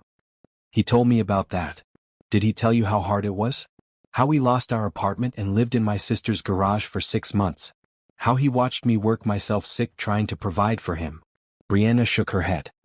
He swore he'd never be poor again. Never be powerless again. When his company started taking off, I think he panicked. Thought anything that took his focus away would destroy his chances. So he cut everything loose. Rosa's voice was sad. I didn't raise him to run away, but I did raise him to survive. And sometimes those instincts get confused. Why are you telling me this? Because I see how you look at him. Like you're trying to decide if he's worth trusting. And I want you to know that he is. Not because he's perfect. He's not. But because he's learned. He knows what matters now. Brianna watched Julian push Amara on the swing, both of them laughing. I want to trust him. I do. But I'm scared. Good. Fear means you care enough to get hurt. That's when it matters. Rosa took her hand. My son loves you. He loved you 5 years ago and he loves you now. Give him a chance to prove he's not the boy who ran away. He's a man now. A father. Someone who finally knows what's important. That night, after Amara fell asleep in the guest room, Brianna found Julian on the patio. Your family is wonderful, she said, sitting beside him. They love Amara. They love you too. Your mom was telling me stories about when you were little. Julian groaned. I'm sorry. Whatever embarrassing thing she told you, I can explain. Brianna laughed. She just helped me understand you better. Why you left. Why you're so determined to stay now. And I'm starting to see that people are complicated. That mistakes don't define us if we're willing to learn from them. Julian looked at her hopefully. Does that mean you're ready to trust me? I'm ready to try. He reached for her hand and this time Brianna didn't pull away. They sat together under the stars, holding hands like they used to 5 years ago, before everything fell apart and came back together. Thanksgiving Day was pure chaos. Rosa's house filled with extended family, at least 20 people packed into every room. Amara had cousins swarming around her, older kids teaching her games, younger kids following her around. She was in heaven. Brianna helped in the kitchen, learning family recipes from Rosa and the aunts. The older women adopted her immediately, pulling her into their circle with warmth and acceptance. Nobody judged her for being a single mother. Nobody made her feel like an outsider. She was Julian's girl, Amara's mother, and that was enough. So when's the wedding? One aunt asked with a sly smile. We're not together, Brianna said quickly. We're just co-parenting. Sure you are. The aunt winked. Just like I'm not eating this pie later. At dinner, they all crammed around an extended table, passing dishes and talking over each other. Rosa said grace in Spanish, thanking God for family, for health, for bringing Julian's daughter home. Julian stood up when she finished. I want to say something too. The room quieted. 5 years ago I made a terrible choice. I left Philadelphia chasing success, and I left behind the best thing that ever happened to me. Brianna and I had something real and I threw it away because I was scared and stupid. He looked at Brianna. Then she called me 3 months ago to tell me I had a daughter. A beautiful, smart, amazing daughter who was sick and needed help. She could have kept Amara from me. She could have hated me and shut me out. But she didn't. She gave me a chance to be a father. To be part of Amara's life. to be part of both their lives. Brianna felt everyone's eyes on her. I'm grateful, Julian continued. For Amara, for Brianna's courage in calling me, for my family welcoming them. This is the best Thanksgiving I've ever had. Because I finally know what matters. Not money or success or building an empire. Family matters. Love matters. Being there matters. He sat down to applause and cheering. Amara climbed onto his lap, hugging him. Good speech, Dad. Thanks, kiddo. After dinner, kids ran around the backyard while adults sat on the patio digesting. Julian found Brianna watching Amara play with her cousins. She's happy, Brianna observed. She is. Are you? Yeah, I am. She looked at him. Thank you for bringing us here. For sharing your family. They're your family too. If you want them to be. I do. They stood close together watching their daughter play. Julian's arm went around Brianna's shoulders naturally, and she leaned into him, finally letting herself relax into the possibility of something real. The rest of the weekend passed in a blur of family activities. Beach trips where Amara collected shells. Dinners at Rose's house. Movie nights with cousins. Quiet moments on the patio after Amara went to sleep. On their last night, Julian took Brianna and Amara to dinner at a restaurant on the water. They sat outside watching boats drift by as the sun set. I have something for both of you, Julian said after they ordered. He handed Brianna an envelope. Inside was a set of keys and paperwork. What is this? The deed to the Philadelphia apartment. It's yours. I bought it. No rent, no landlord, just a home for you and Amara. Julian, I can't accept this. Yes, you can. Amara needs stability.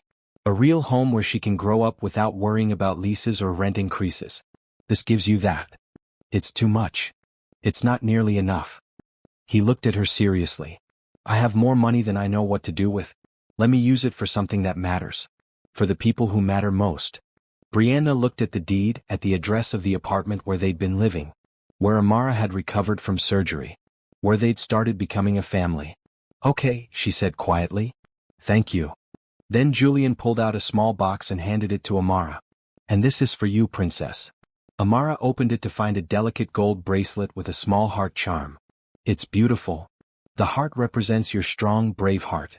The heart that got fixed and now works perfectly. I want you to wear it and remember how strong you are. Amara held out her arm and Julian fastened the bracelet. She admired it with delight. Thank you, Dad. I love it. I love you too, kiddo. After Amara went to bed that night, Julian walked Brianna to her room. This weekend was perfect, Brianna said. It was. Your family is wonderful.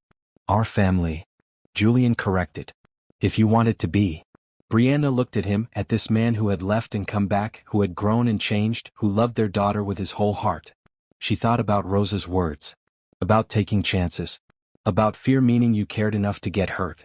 Julian, I need to tell you something. Okay. I'm still scared. Still worried you'll leave or realize this is too complicated. But I'm also starting to remember why I fell for you the first time. And I think I might be falling again. Julian's eyes went wide. Really? Really? I'm not ready to rush into anything. But I'm ready to stop pushing you away. To see where this goes. If you still want to. If I still want to? Julian laughed. Brianna, I've wanted this since the moment I saw you again at the hospital. I've been patient because I know I don't deserve an easy second chance.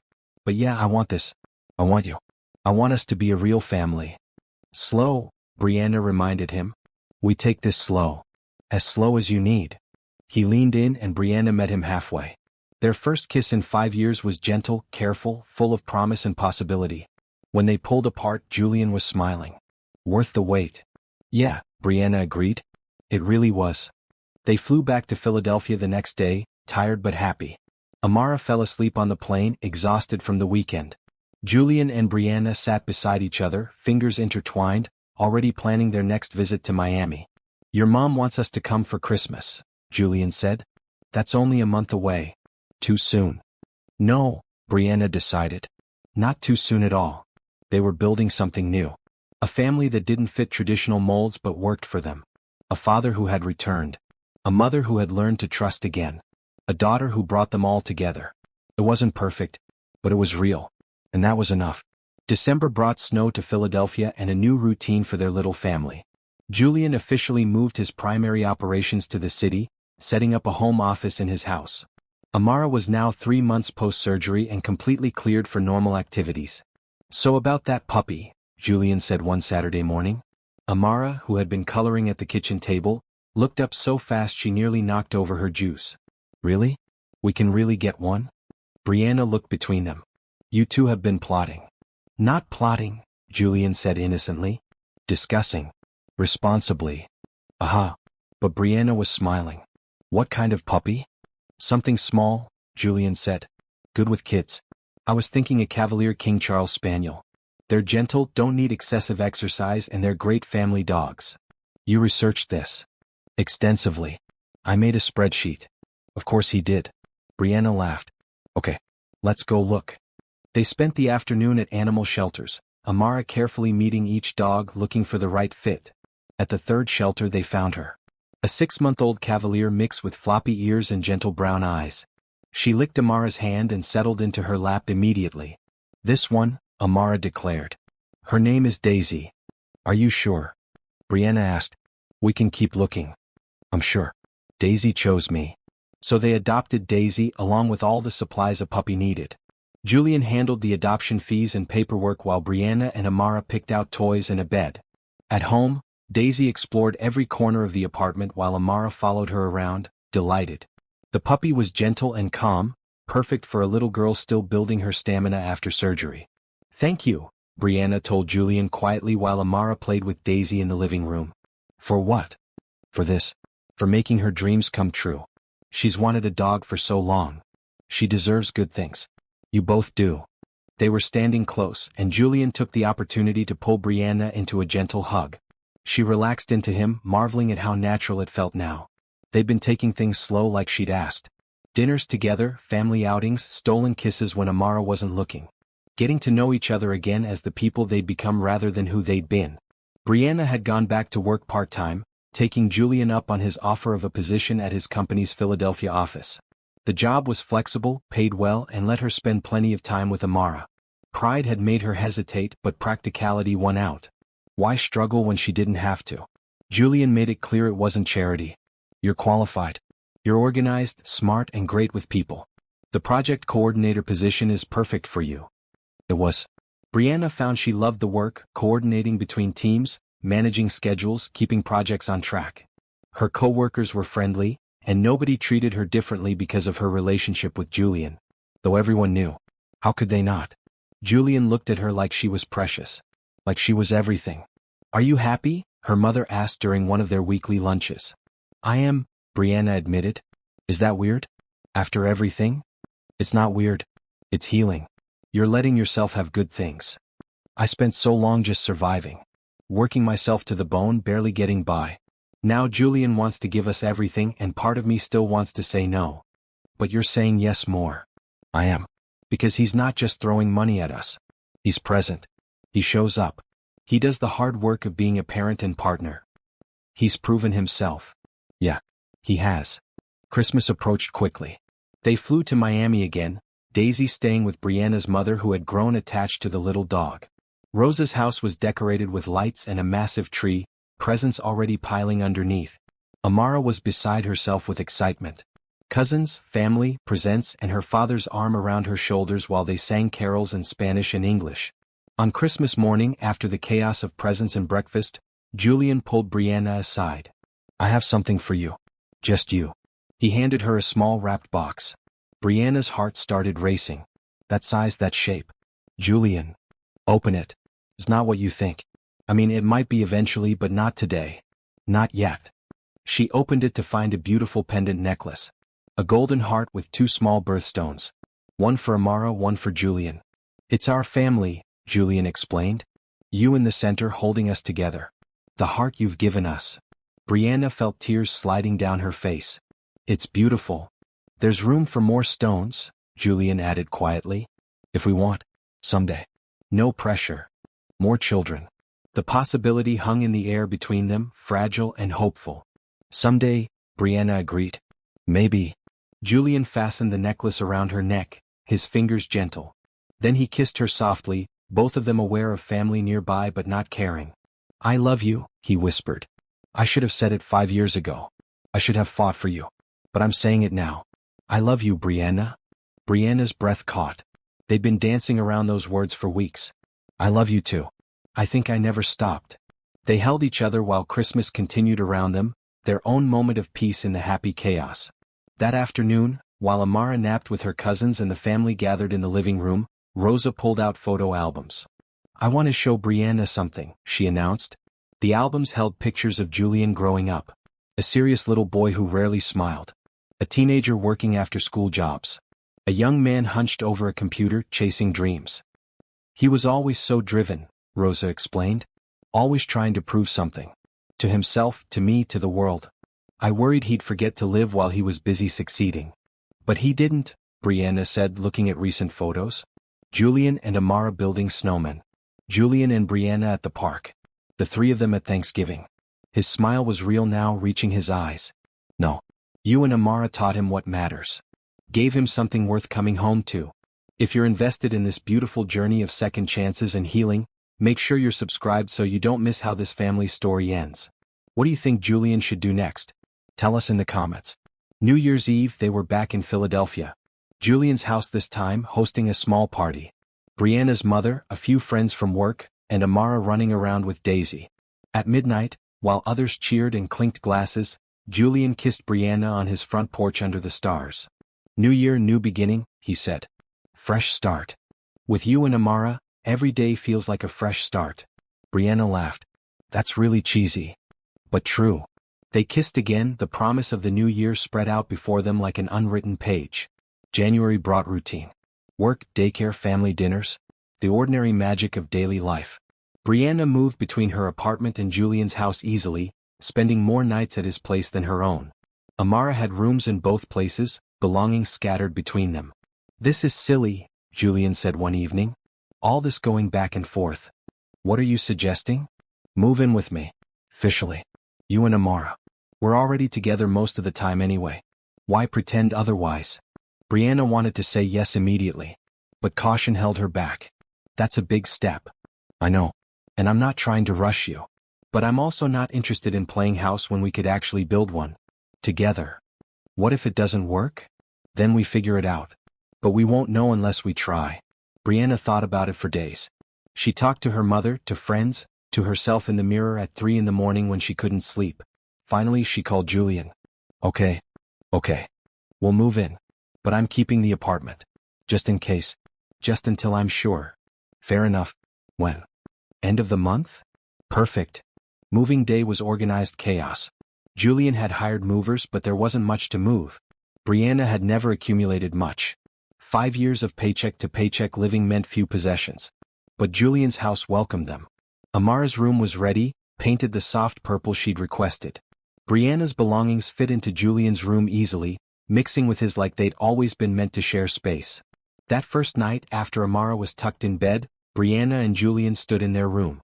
Their room. Not his, not hers. Theirs. This is real, Brianna said. Very real. Having second thoughts. No. Just adjusting. 6 months ago, I thought I'd never see you again. Now we're living together, raising our daughter together, building a life together. Life moves fast when you stop running from it. They crawled into bed together, Daisy curling up at their feet. Outside, the city carried on. Inside, a family slept peacefully, 3 hearts and 1 small dog, finally complete. February brought Valentine's Day and Julian's ridiculously romantic gesture of filling the house with roses. This is excessive, Brianna laughed, looking at flowers in every room. I have 5 years of Valentine's Days to make up for. You're impossible. You love me anyway. I really do. They'd fallen into a rhythm. Julian cooked breakfast while Brianna packed Amara's lunch. They both dropped her at daycare, both picked her up. Evenings were dinner, homework help, bath time, stories. The ordinary tasks of family life that felt extraordinary because they were doing it together. I'm happy, Brianna told her mother during lunch. Really genuinely happy. Is that okay? Why wouldn't it be? Because it feels too good. Like something's going to go wrong. Baby, you've been waiting for the other shoe to drop your whole life. Maybe it's time to accept that some people get happy endings. Do they? You're getting yours. Stop questioning it. But Brianna couldn't quite shake the feeling. Life had taught her that good things didn't last. That people left. That happiness was temporary. She kept the apartment, Paying rent Julian offered to cover, but she refused. It was her safety net. Her backup plan. Just in case. Julian noticed but didn't push. He understood. Trust took time, and he'd broken hers badly 5 years ago. "I'll wait as long as you need," he told her. "Even if you need to keep that apartment for 10 years, I'll understand." But as March arrived and then April, Brianna found herself at Julian's house more and more. The apartment sat empty except for occasional visits to water the plants she'd left there. "I think I'm ready," she told Julian one evening. "Ready for what?" "To give up the apartment. To trust that this is real. That you're not going anywhere." Julian pulled her close. "I'm not going anywhere. Ever. You're stuck with me." "Good. Because I'm keeping you." They renewed the apartment lease to her mother, who had been wanting to downsize anyway. Brianna signed over the deed Julian had given her, making the space her mother's. "You're sure?" her mother asked. "I'm sure. I don't need a backup plan anymore. I trust him. I trust us." And she did. Finally, completely, without reservation. May brought Amara's 5th birthday and plans for a party in the backyard. Julian went overboard, hiring a petting zoo and a magician. Brianna tried to rein him in, but he was too excited. "She's only 5 once," he argued. "She's only every age once. Are you going to do this every year?" "Probably." Brianna laughed. "You're ridiculous. You love it." She did. The party was a huge success. Amara wore a bright green dress and a crown, declaring herself the birthday princess. Kids from daycare ran around the yard, petting rabbits and goats, shrieking with laughter at the magician's tricks. Julian and Brianna stood together, watching their daughter blow out candles on her cake. "Make a wish, baby," Brianna said. Amara squeezed her eyes shut, thinking hard. Then she blew out all 5 candles in one breath. "What did you wish for?" Julian asked. "Can't tell. It won't come true." Later, after guests left and Amara was in bed exhausted and happy, she whispered to Brianna, "Mama, can I tell you my wish? I thought it wouldn't come true if you told. I think it already came true. I wish that we could stay like this forever. You and me and Dad and Daisy. Our family." Brianna felt tears welling up. "That's a beautiful wish, baby. Is it going to come true?" "Yeah, I think it is." After Amara fell asleep, Brianna found Julian in the kitchen cleaning up party debris. "She wished for us to stay together forever," Brianna told him. Julian stopped what he was doing. "Really? Really? She's happy. We made her happy." "We did." Julian pulled her close. "I have something I want to talk to you about." "Okay." "My company is doing incredibly well. Better than I ever imagined. I've been thinking about what comes next. What I want to do with the success, with the money, with my time. And I want to start a foundation. For families like yours was. Single parents struggling to afford medical care for their kids. I want to cover surgeries, treatments, whatever they need. I want to make sure no other mother has to sit in a hospital room terrified because she can't afford to save her child." Brianna stared at him. "Julian, that's amazing. I want to name it after Amara. The Amara Torres Foundation. If you're okay with that." "If I'm okay with it? That's the most beautiful thing I've ever heard." They talked late into the night about the foundation. How it would work, who it would help, how they could make a real difference. Julian's passion for the project was obvious. He'd found something meaningful to do with his success. "You're going to change lives?" Brianna said. "We're going to change lives. I want you involved. You understand what these families are going through. You've lived it." "I'd love that." By June the foundation was taking shape. Julian hired a team, Brianna worked part-time on outreach, and they approved their first family for assistance. A mother with a 3-year-old needing heart surgery. The parallels to their own story were obvious. "This is why it all happened," Brianna said, watching the news of the approved surgery. "All the struggle, all the fear. So we could help others. Maybe. Or maybe we just survived something hard and came out stronger. Both. It can be both." Amara started kindergarten in the fall.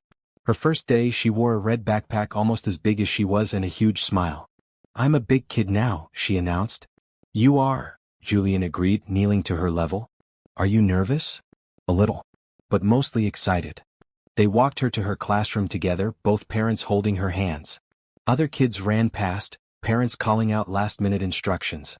It was chaos and beautiful and ordinary. "Have a great day, baby," Brianna said, hugging her.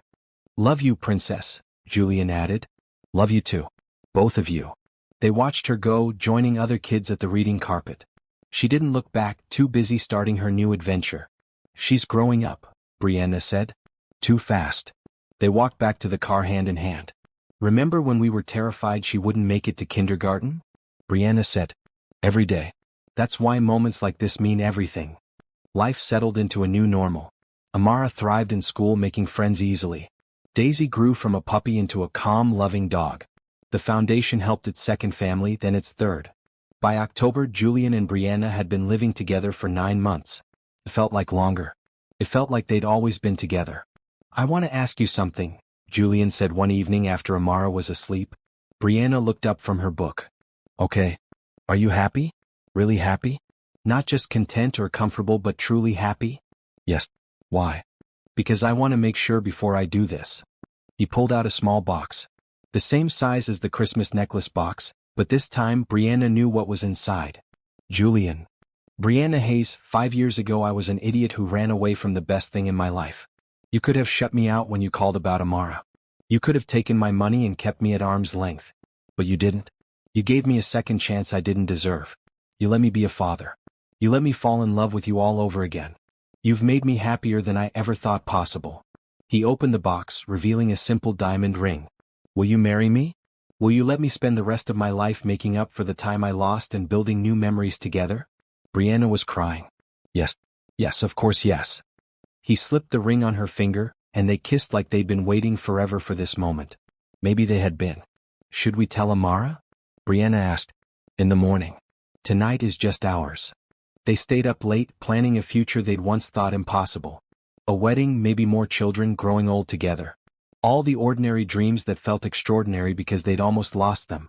In the morning they told Amara over breakfast. We're getting married, Julian said. Which means Brianna will officially be my wife, and we'll all have the same last name. Amara looked between them. So you'll be Mama and Dad and we'll be a real family? We're already a real family, Brianna said.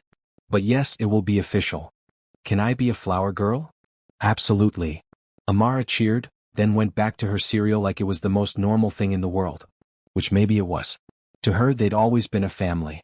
They set the wedding for December. Nothing too big, just close family and friends. Rosa cried when they told her, pulling both of them into a tight hug. Finally, she said. My son finally did something right. Thanks, Mom. You know what I mean.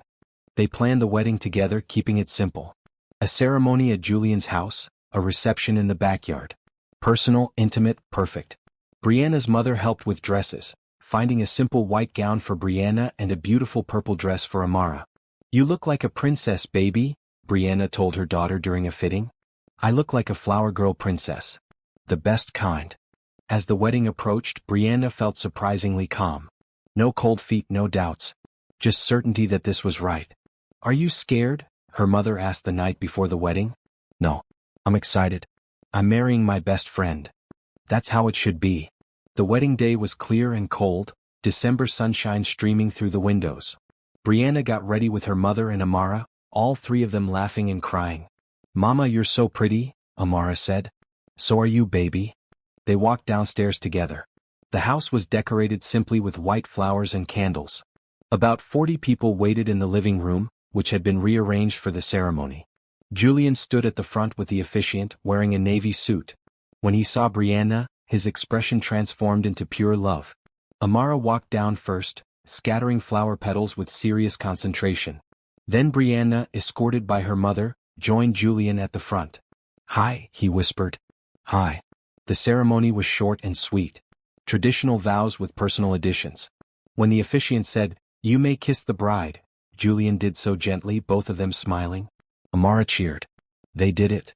The reception was relaxed, food and music and dancing. Amara stayed up past her bedtime, twirling in her dress until she finally crashed on the couch. Our daughter, Julian said, looking at her sleep. Our daughter, Brianna agreed. Mrs. Torres. You kept your name. I know. But we're still a family. We are. Always will be. They danced together, surrounded by everyone they loved. It wasn't the ending Brianna had imagined 5 years ago when Julian left. It was better. Because they'd both grown, both changed, both learned what truly mattered. Thank you, Brianna said. For what? For coming back. For not giving up. For being the man Amara needs and the partner I needed. Thank you for letting me. They kissed again, husband and wife, parents, partners. The family they'd built from broken pieces and second chances. Married life looked a lot like their life before the wedding, just with rings and a new last name for Brianna. She decided to become Brianna Torres, wanting Amara to grow up with parents who shared her name. The Torres family, Julian would say, still sounding amazed months later. Winter turned to spring. The foundation grew, helping its 10th family, then its 20th. Brianna worked more hours on outreach, finding families who needed help, connecting them with resources. "You're good at this," Julian observed, watching her on a call with a struggling mother. "I understand what they're going through. That helps." They'd settled into a comfortable rhythm. Work, parenting, foundation activities, date nights when Brianna's mother babysat. Life was full but not overwhelming. Happy but not complacent. In April, Brianna started feeling tired. More tired than usual. She brushed it off at first, blaming long days at the foundation. "Maybe you should see a doctor," Julian suggested. "I'm fine. Just busy." But the tiredness persisted. Then came the nausea. One morning she barely made it to the bathroom before getting sick. Julian found her there, pale and shaking. "That's it, doctor. Today. It's probably just a bug." "Brianna." She went to urgent care, mostly to appease him. The doctor asked routine questions, ran some tests, and then smiled knowingly. "Mrs. Torres, you're pregnant. About 8 weeks along." Brianna stared. "I'm what?"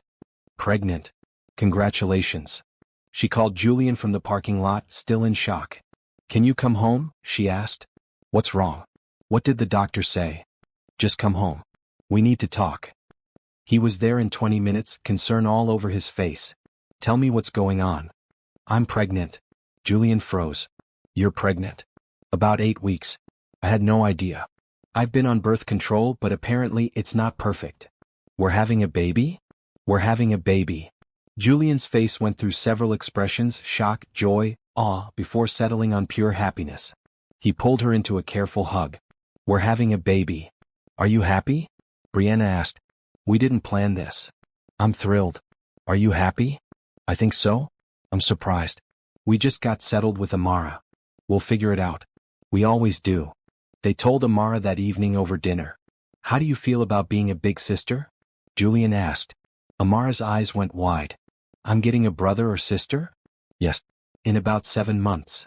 Can I pick the name?" "We'll see." Amara was delighted. She spent the rest of the evening planning everything the baby would need, drawing pictures of the nursery, making lists of toys to share. "She's excited," Brianna observed. "She's going to be an amazing big sister." The pregnancy was easier than Brianna's first. She wasn't alone this time, wasn't terrified and struggling. Julian came to every appointment, asked a million questions, and read pregnancy books cover to cover. "You're really into this," Brianna laughed, watching him take notes during a prenatal class. "Last time I missed everything. I'm not missing anything now." They found out at 20 weeks that they were having a boy. Amara squealed when they told her. "A brother. I'm getting a brother." They prepared the third bedroom as a nursery, painting it a soft yellow. Amara helped, wearing her painting clothes seriously while making small handprints on one wall as decoration. "So he knows his big sister loves him," she explained. Julian watched his daughter with tears in his eyes. "You're going to be the best big sister." "I know. I've been practicing with Daisy." Summer came, bringing heat and Brianna's growing belly. She worked from home more, too tired for long days at the office. Julian adjusted his schedule to help more, working around her needs seamlessly. "You're really good at this," she told him one evening. "At what?" "Being a partner. Being there. I couldn't have done this alone again." "You'll never have to be alone again. I promise." In August, with the baby due in November, Julian had a surprise. "I want to take you somewhere. Just the two of us. Before the baby comes." "Where?" "New York. A weekend away. My mom will watch Amara. We need some time together before things get crazy again." Brianna agreed. They spent a long weekend in New York, seeing shows, eating at good restaurants, walking through the city hand in hand.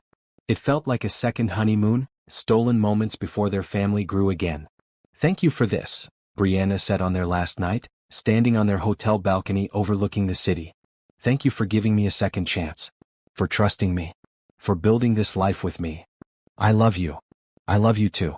So much." Back in Philadelphia, they finished preparing for the baby. Names were debated. Daniel, after Brianna's father. Julian loved it. "Daniel Torres," he said, trying it out. "Danny. It's perfect." October brought cooler weather and the final weeks of pregnancy. Brianna was huge, uncomfortable, and ready to meet her son. "He's taking his time," she complained. "He'll come when he's ready." Daniel Torres made his appearance 2 days before his due date, arriving quickly once labor started. Julian was there for everything this time, holding Brianna's hand, coaching her through contractions, cutting the umbilical cord. When they placed their son on Brianna's chest, Julian was crying. "He's perfect," he kept saying. "You're both perfect." Daniel was perfect. 10 fingers, 10 toes, a healthy cry, and his father's dark hair. Amara met her brother the next day, gentle and careful, instantly in love. "Hi, Danny," she whispered. "I'm your big sister. I'm going to teach you everything." They brought Daniel home to a house full of love. Amara helped with everything, fetching diapers, singing lullabies, making sure everyone knew when the baby needed something. Julian was a different father this time. Not uncertain or learning as he went, but confident, comfortable, involved. He changed diapers without being asked, walked the floor with a crying baby at 2 in the morning, gave Brianna breaks to rest and recover. "You're really good at this," Brianna told him one night, watching him rock Daniel to sleep. "I'm making up for lost time with Amara. And I'm not missing a moment this time." Their family of 3 had become 4. The house was louder, messier, fuller. Brianna had never been happier. One evening in December, with Daniel 6 weeks old and Amara playing quietly nearby, Brianna sat with Julian in the living room. "Do you remember a year ago?" she asked. "Our wedding? Best day of my life." "Mine too." "Well, tied with the days our kids were born."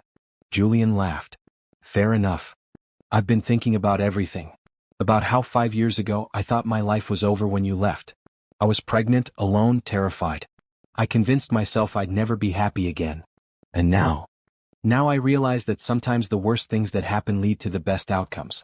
If you hadn't left, you wouldn't have built your company.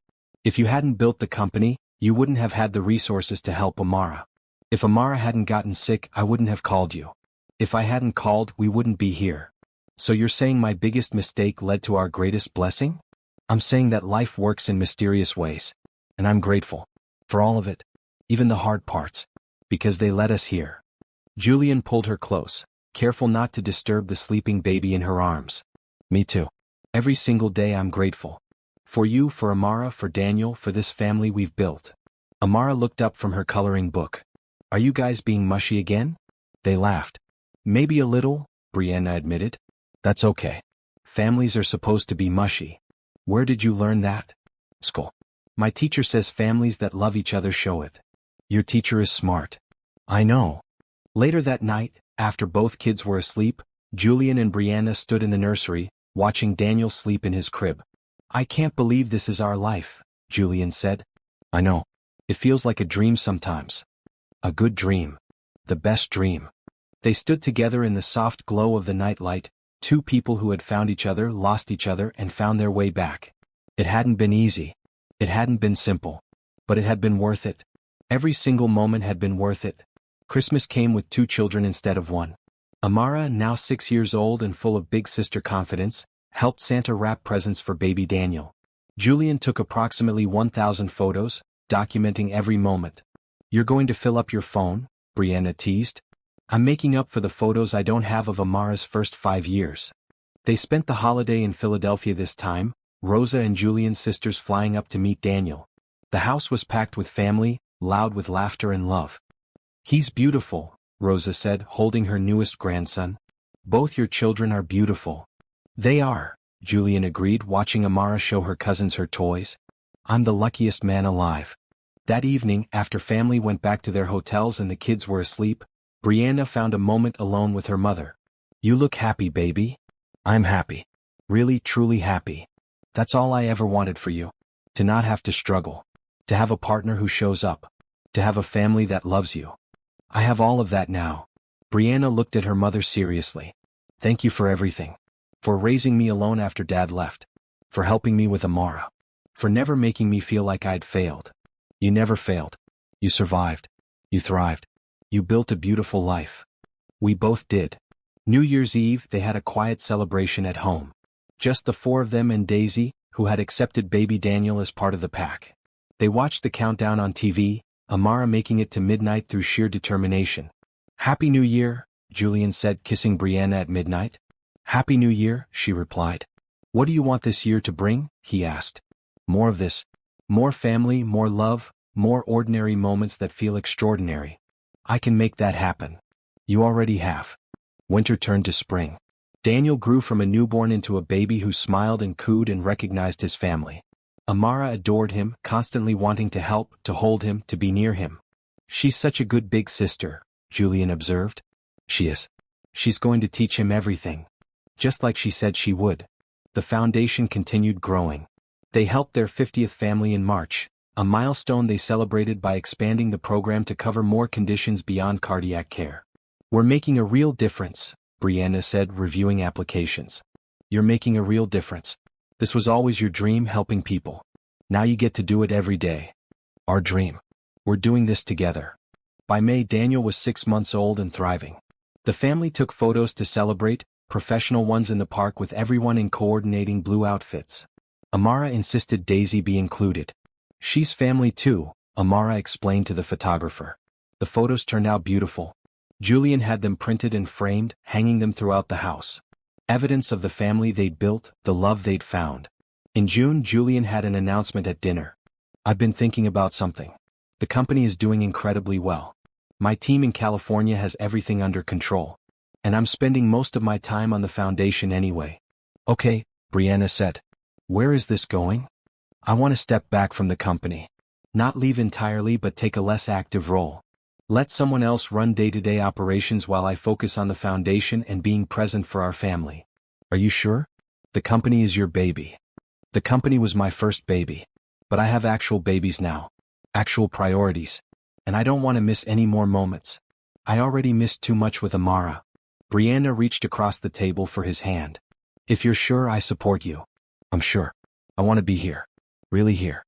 Not just physically present but mentally and emotionally available. I want to coach Amara's soccer games and go to Daniel's future school events. I want to be the dad I always should have been. You are that dad. You've been that dad since the moment you came back. Then I want to keep being him. Fully. Julian made the transition over the summer. He remained chairman of the board but handed CEO responsibilities to his longtime deputy. The company continued thriving under new leadership while Julian focused on family and the foundation. How does it feel? Brianna asked after his first week of the new arrangement. Perfect. I come home at 5 every day. I have dinner with my family. I put my kids to bed. I spend time with my wife. This is what success actually looks like. Amara started first grade in September. She wore her red backpack, now appropriately sized, and walked into school like she owned the place. She's confident, Julian said. She is. Because she knows she's loved. She knows she has a family that supports her. That changes everything. They walked home hand in hand, pushing Daniel in his stroller. Just another ordinary day in their extraordinary life. October brought Amara's 7th birthday. This party was smaller than the massive 5-year-old celebration, just family and a few school friends. But it was perfect. Amara blew out her candles with Daniel on her lap, helping him clap for his sister. What did you wish for? Brianna asked. Can't tell. But it's the same as last year. For us to stay together? Yeah. It came true last year, so I'm wishing it again. Just to make sure. Julian pulled both his children close. That wish is guaranteed, princess. Forever and always. Promise. Promise. In November, Daniel turned 1. He took his first wobbly steps at his birthday party, walking from Julian to Brianna while everyone cheered. Amara clapped louder than anyone. My brother is walking, she announced to the room. Daniel became a toddler, then a little boy. Amara grew from a kindergartner to a confident elementary student. Julian and Brianna celebrated their 2nd wedding anniversary, then their 3rd. The foundation helped its 100th family, a milestone that made Brianna cry. 100 children who get to live because we helped their families, she said. 100 children who get to grow up because you understood what their parents were going through. Life continued. Busy, full, sometimes chaotic, always loving. They took family vacations to Miami, to the beach, to Disney World where Amara and Daniel met their favorite characters. They had quiet evenings at home, movie nights with popcorn, Sunday morning pancakes. When Amara was 8 and Daniel was 2, Brianna found out she was pregnant again. Another surprise, another blessing. Are we doing this? She asked Julian. Are you asking if I want another child with you? Absolutely. 3 kids is a lot. 3 kids is a family. They had a girl this time. Sophia, named after Julian's grandmother. Amara was thrilled to have a sister. Daniel was confused but accepting. The family of 4 became 5. Our hands are full, Brianna said, looking at their 3 children. Our hearts are fuller, Julian replied. Years passed. The kids grew. Amara became a teenager, confident and kind, dreaming of being a doctor so she could help kids like the foundation helped her. Daniel was thoughtful and artistic, always drawing or building something. Sophia was fierce and funny, keeping everyone on their toes. The foundation expanded beyond Philadelphia, helping families across the country. Brianna became the executive director, turning her personal experience into a career helping others. Julian stayed involved in his company but never let work overshadow family. He coached soccer, attended every school event, and made sure his kids knew they were his priority. You did it, Brianna told him one evening, watching their teenagers help Sophia with her homework. You became the father you always wanted to be. We did it. Together. Together, she agreed. On their 10th wedding anniversary they renewed their vows. A simple ceremony in their backyard, surrounded by family and friends. Amara, Daniel, and Sophia stood with them, part of the celebration. 10 years ago, I married my best friend, Julian said in his vows. The mother of my children, the love of my life, the person who gave me a second chance I didn't deserve. Every day since has been a gift. Every moment with you and our kids is a treasure. I promise to keep showing up, to keep loving you, to keep building this beautiful life together. Brianna's vows were simpler. You came back. You stayed. You became the partner and father I always hoped for. You turned our broken story into something beautiful. I love you today as much as I did 10 years ago. More actually. Because now I know what we're capable of building together. They kissed while their children cheered. A family built from second chances, from hope, from love that refused to quit. That evening, after the party ended and the kids were in bed, Julian and Brianna sat on their porch. Do you ever think about how different things could have been? Brianna asked. Sometimes. If you hadn't called me that night. If I hadn't believed you. If we hadn't been willing to try again. We almost didn't make it here. But we did. That's what matters. Brianna leaned against him, looking at the house filled with the life they'd built. I used to think happy endings were just in stories. That real life didn't work that way. What do you think now? I think happy endings are real. They're just not endings. They're beginnings. New chapters. Continuous choices to keep loving, keep trying, keep building something beautiful. So this isn't our happy ending? No. This is our happy middle. Our happy always. Our story that keeps going. Julian kissed the top of her head. I like that better anyway. Inside, their children slept safely. Amara dreaming of medical school, Daniel of art galleries, Sophia of adventures yet to come. 3 kids who existed because their parents had been brave enough to try again. Because love had won over fear. Because second chances, when handled with care, could become the most beautiful stories of all. And in the morning they'd wake up and do it all again. The ordinary magic of family life. The extraordinary blessing of love that lasted. Forever. Together. Exactly as it should be.